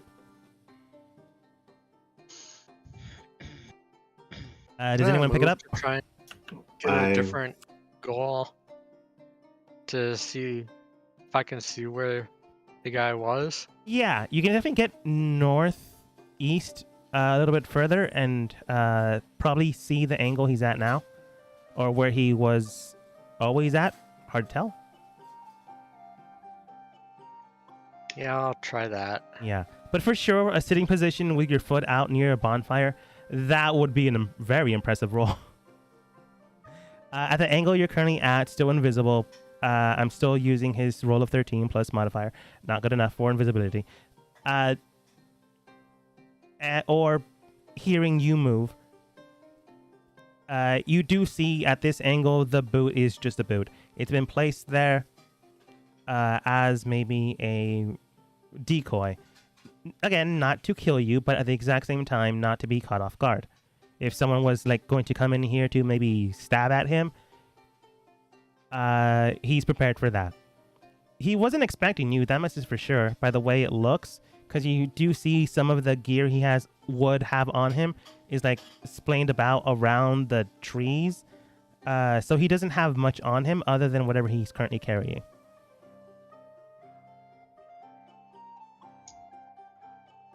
And can I see if there's a person there? Not at this angle, or maybe you can roll a perception.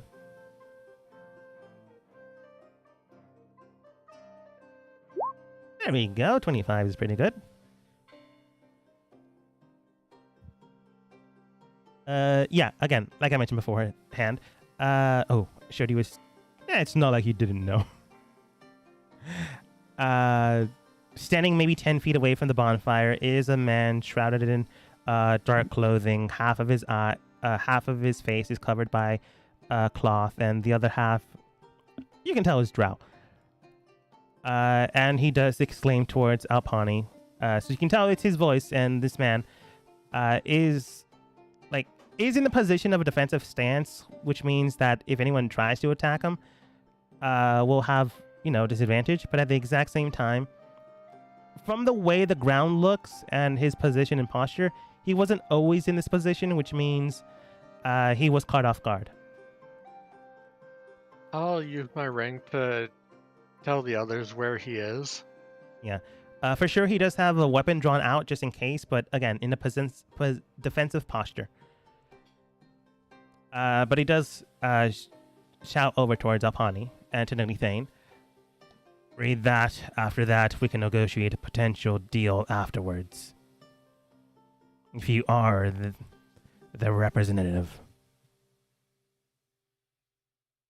Alpani will pick up the scroll and look at it. Yeah. You pick it up, unfurl it, and out pops a metal dowel just to weight it down. And it does read as follows. I'm gonna read too. It's not like you can't.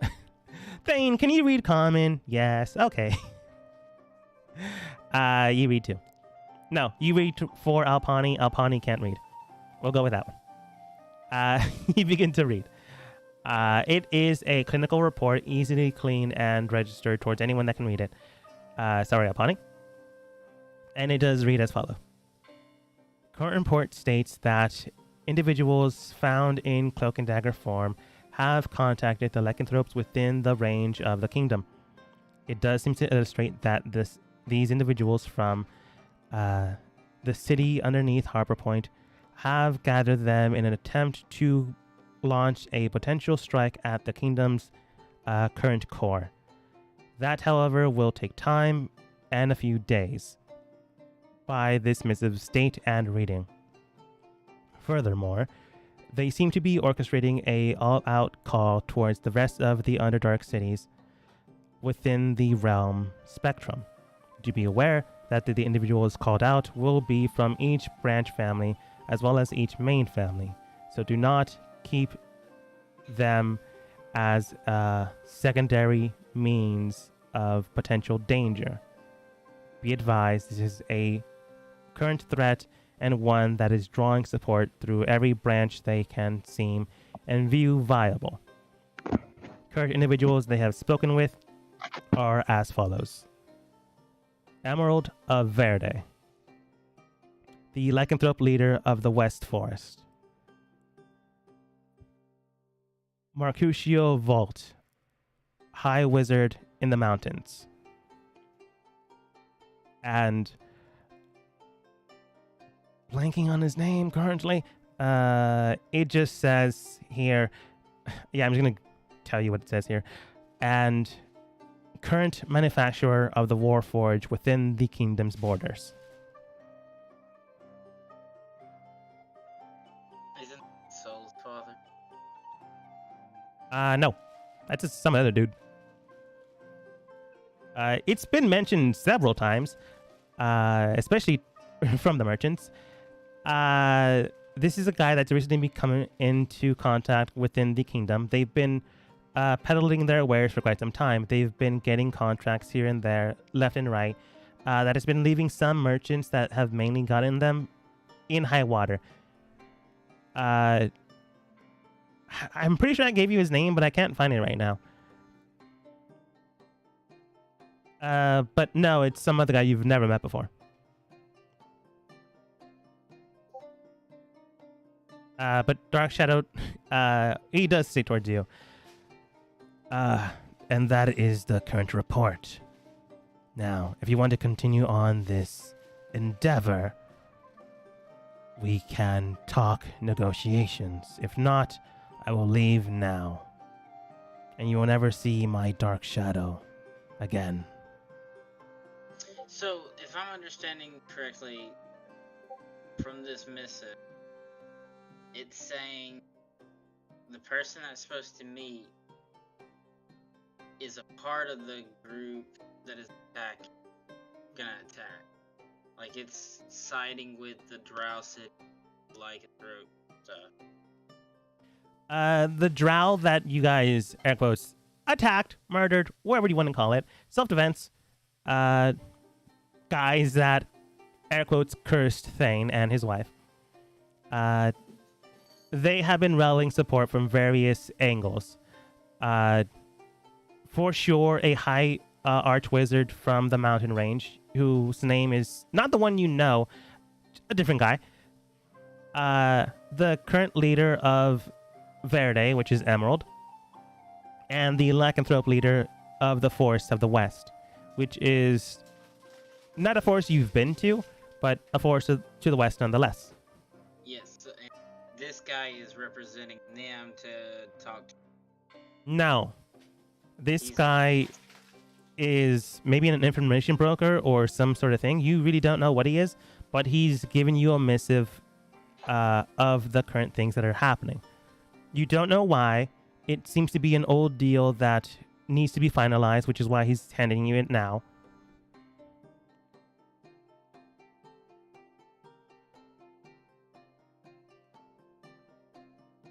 I'll relay that all to the ring Sure. to ask. What should we do?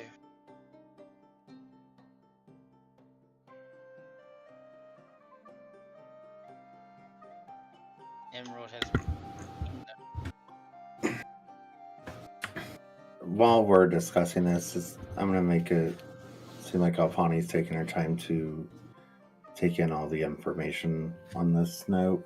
Oh, sorry. I forgot one specific one. Because it recently happened. He tosses over another note, and he does state towards you. I can tell you what this one is, but this is something that recently happened. they made contact with the individual in white. They were within the forest area here. Didn't catch a glimpse of them, but again, the time for the last missive was up, so I'm just giving you this as a sign of faith. And it does read that they were close enough to the city that they made contact with an individual in white, which just means cloaked in a white coat or, something of that nature. A white dress. Not a white dress, like a, it's like what Thane wears, but appropriately. So, I'm trying to understand, is this guy just a middleman and not just doing it for the money or something? We'll Anything get like to that? I'm pretty sure it is. But I think that will be more in the negotiation side.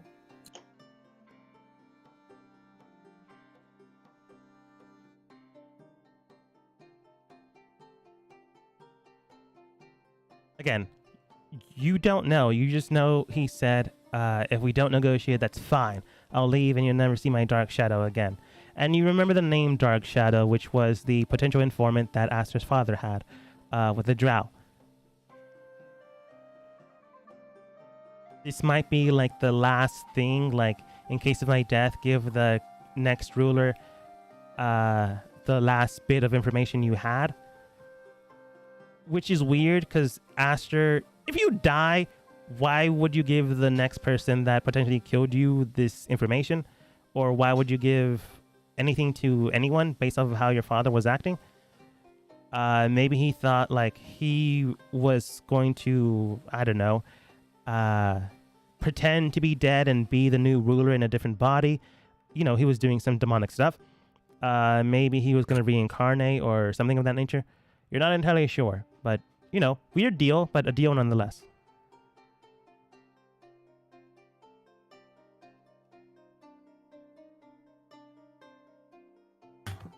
While I'm reading the rest of this, gonna use the ring to talk to everyone. So, Aster, should we try and negotiate with him?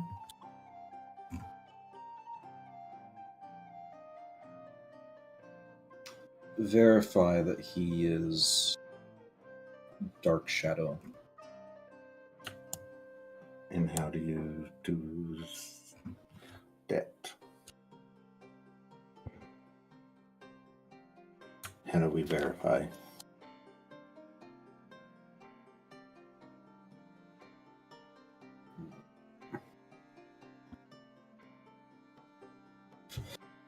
Murder him.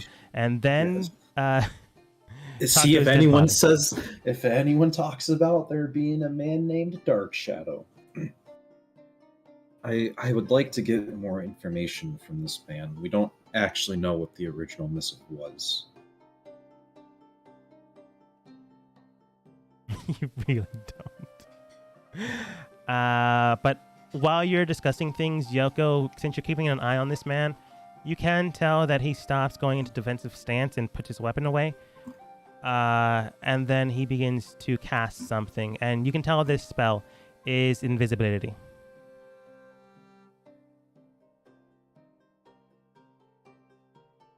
And then he's gone. Not as if he left the forest, but you can't see him anymore.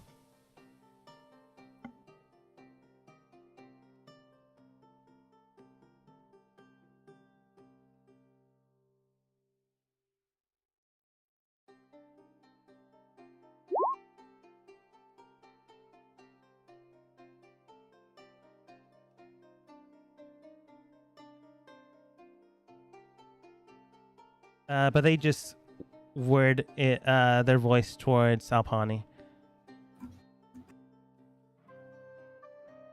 Anything else you need to discuss with me? Or are we done? By the way, you're a very slow reader. I don't really know or understand what's going on there. But I can tell you this last connection with the drow happened yesterday. give or take. With an insight of 1 on why you were just like standing still and talking with Aster in your head. He doesn't really understand what you're doing.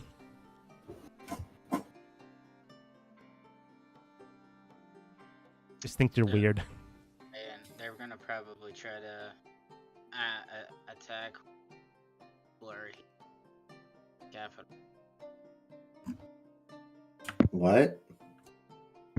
I said it sounds like the Drow are going to try and push for when the meeting is supposed to happen.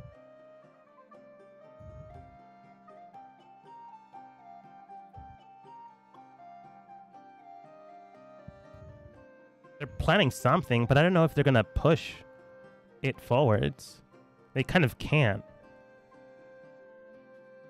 Ask him what he is looking for as payment for this information.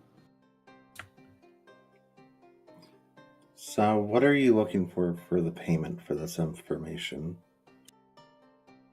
It was stated in the note.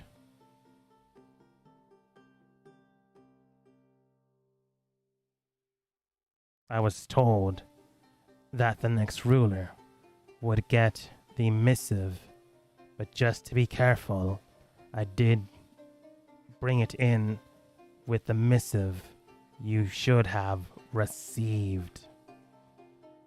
Unless you're lying to me.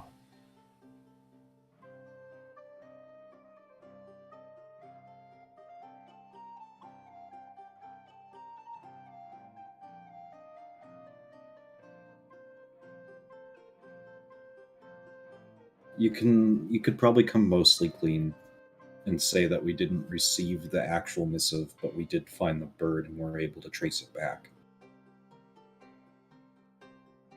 But I'll leave that up to you.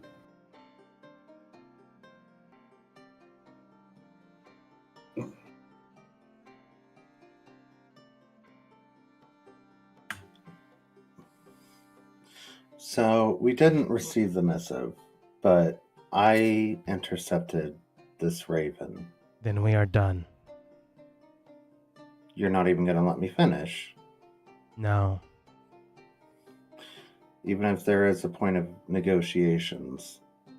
That brokered, that deal fell through the moment you stated you were a representative, and then after you stated you didn't receive the missive. I may not have received the missive, but I can still be a representative. We are done.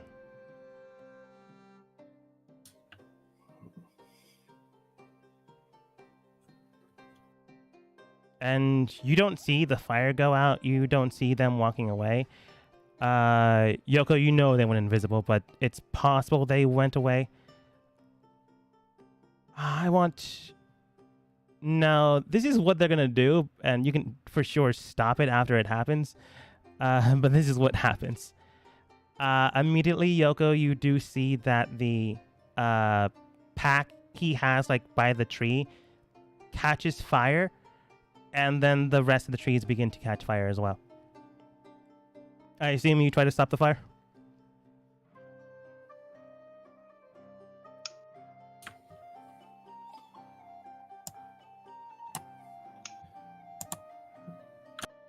Yoka told us the area that he was in, right? Yeah. Sure. Boom.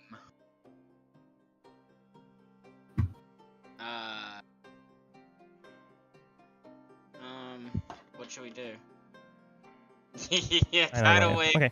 I An expansive fucking- tidal wave just hits the tree line. Radius area of 10 feet wide. Like, it's no longer on fire, most of it. The pack for sure, like, whatever is heavily flammable, that for sure got cut and gutted out. But the rest of the pack is there. And, like, the trees are a little singed, but not by much. You can also tell that there is a dowel and pulley system there that is also broken. Thane, you cast Fireball in a selective area, and it oh so causes the trees to catch on fire? No, I'm changing the damage. I will tell you, if it's electricity, I'm gonna make it catch on fire. Thunder. Sound. Boom. The trees get broken and cracked, but no one becomes uninvisible.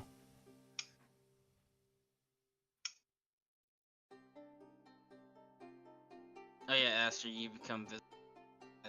As do I.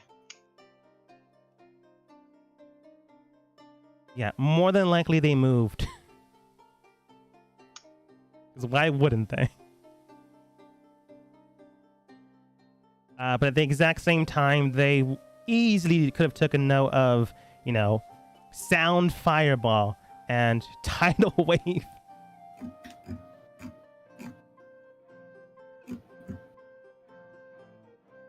But yeah. Detect magic. Hooray. Radius of the current area you have, not enough. This man is fast. His So he's entire already point of moved. skills. He's already moved over 100 feet away. Yeah. Man, who has good perception? No, still not enough, but maybe. Apani and Yoko, go ahead and roll perception checks.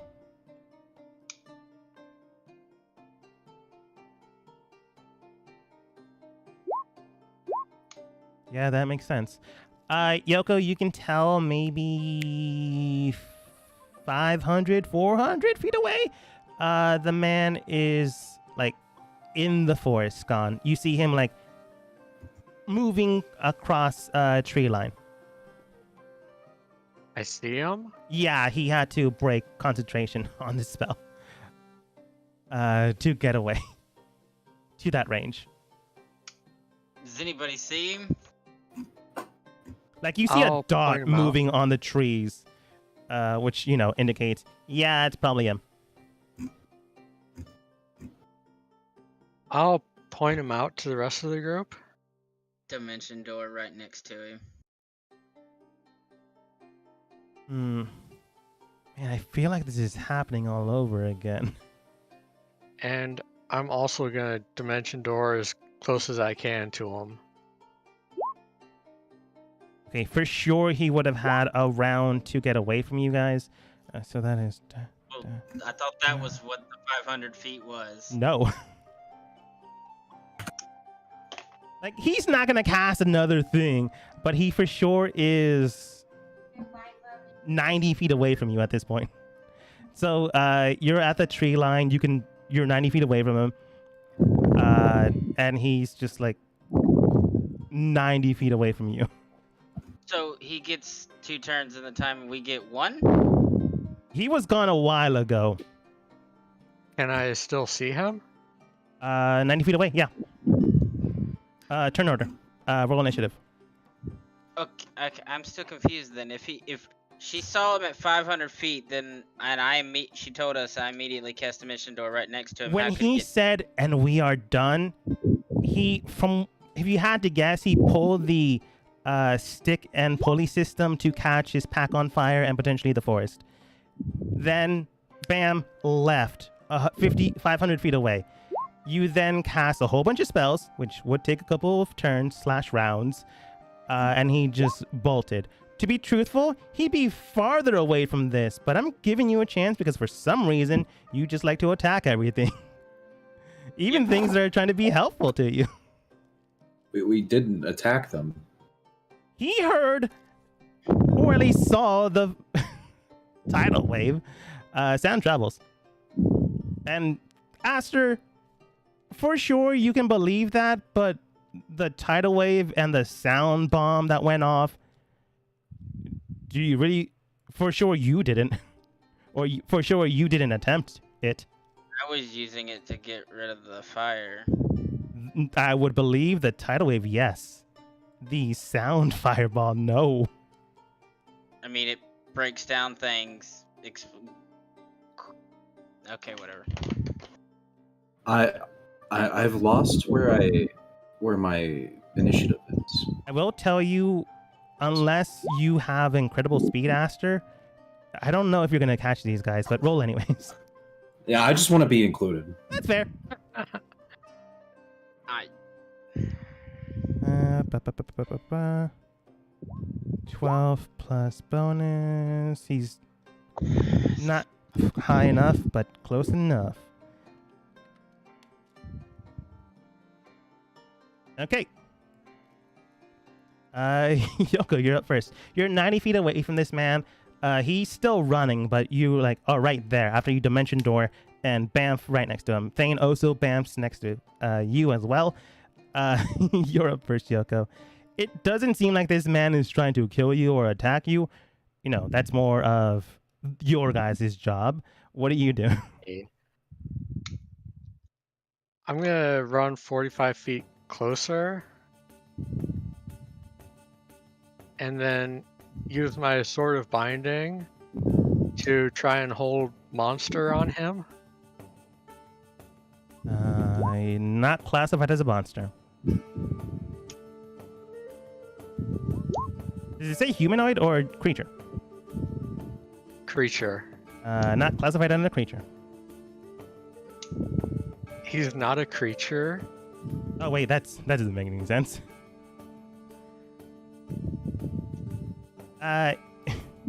Yeah, for sure it. yeah, I would have like. What do you clarify? It's a weird ruling, but yeah. I'm gonna say you can do it. I'm just gonna figure that one out later. Fire easily cuts through it.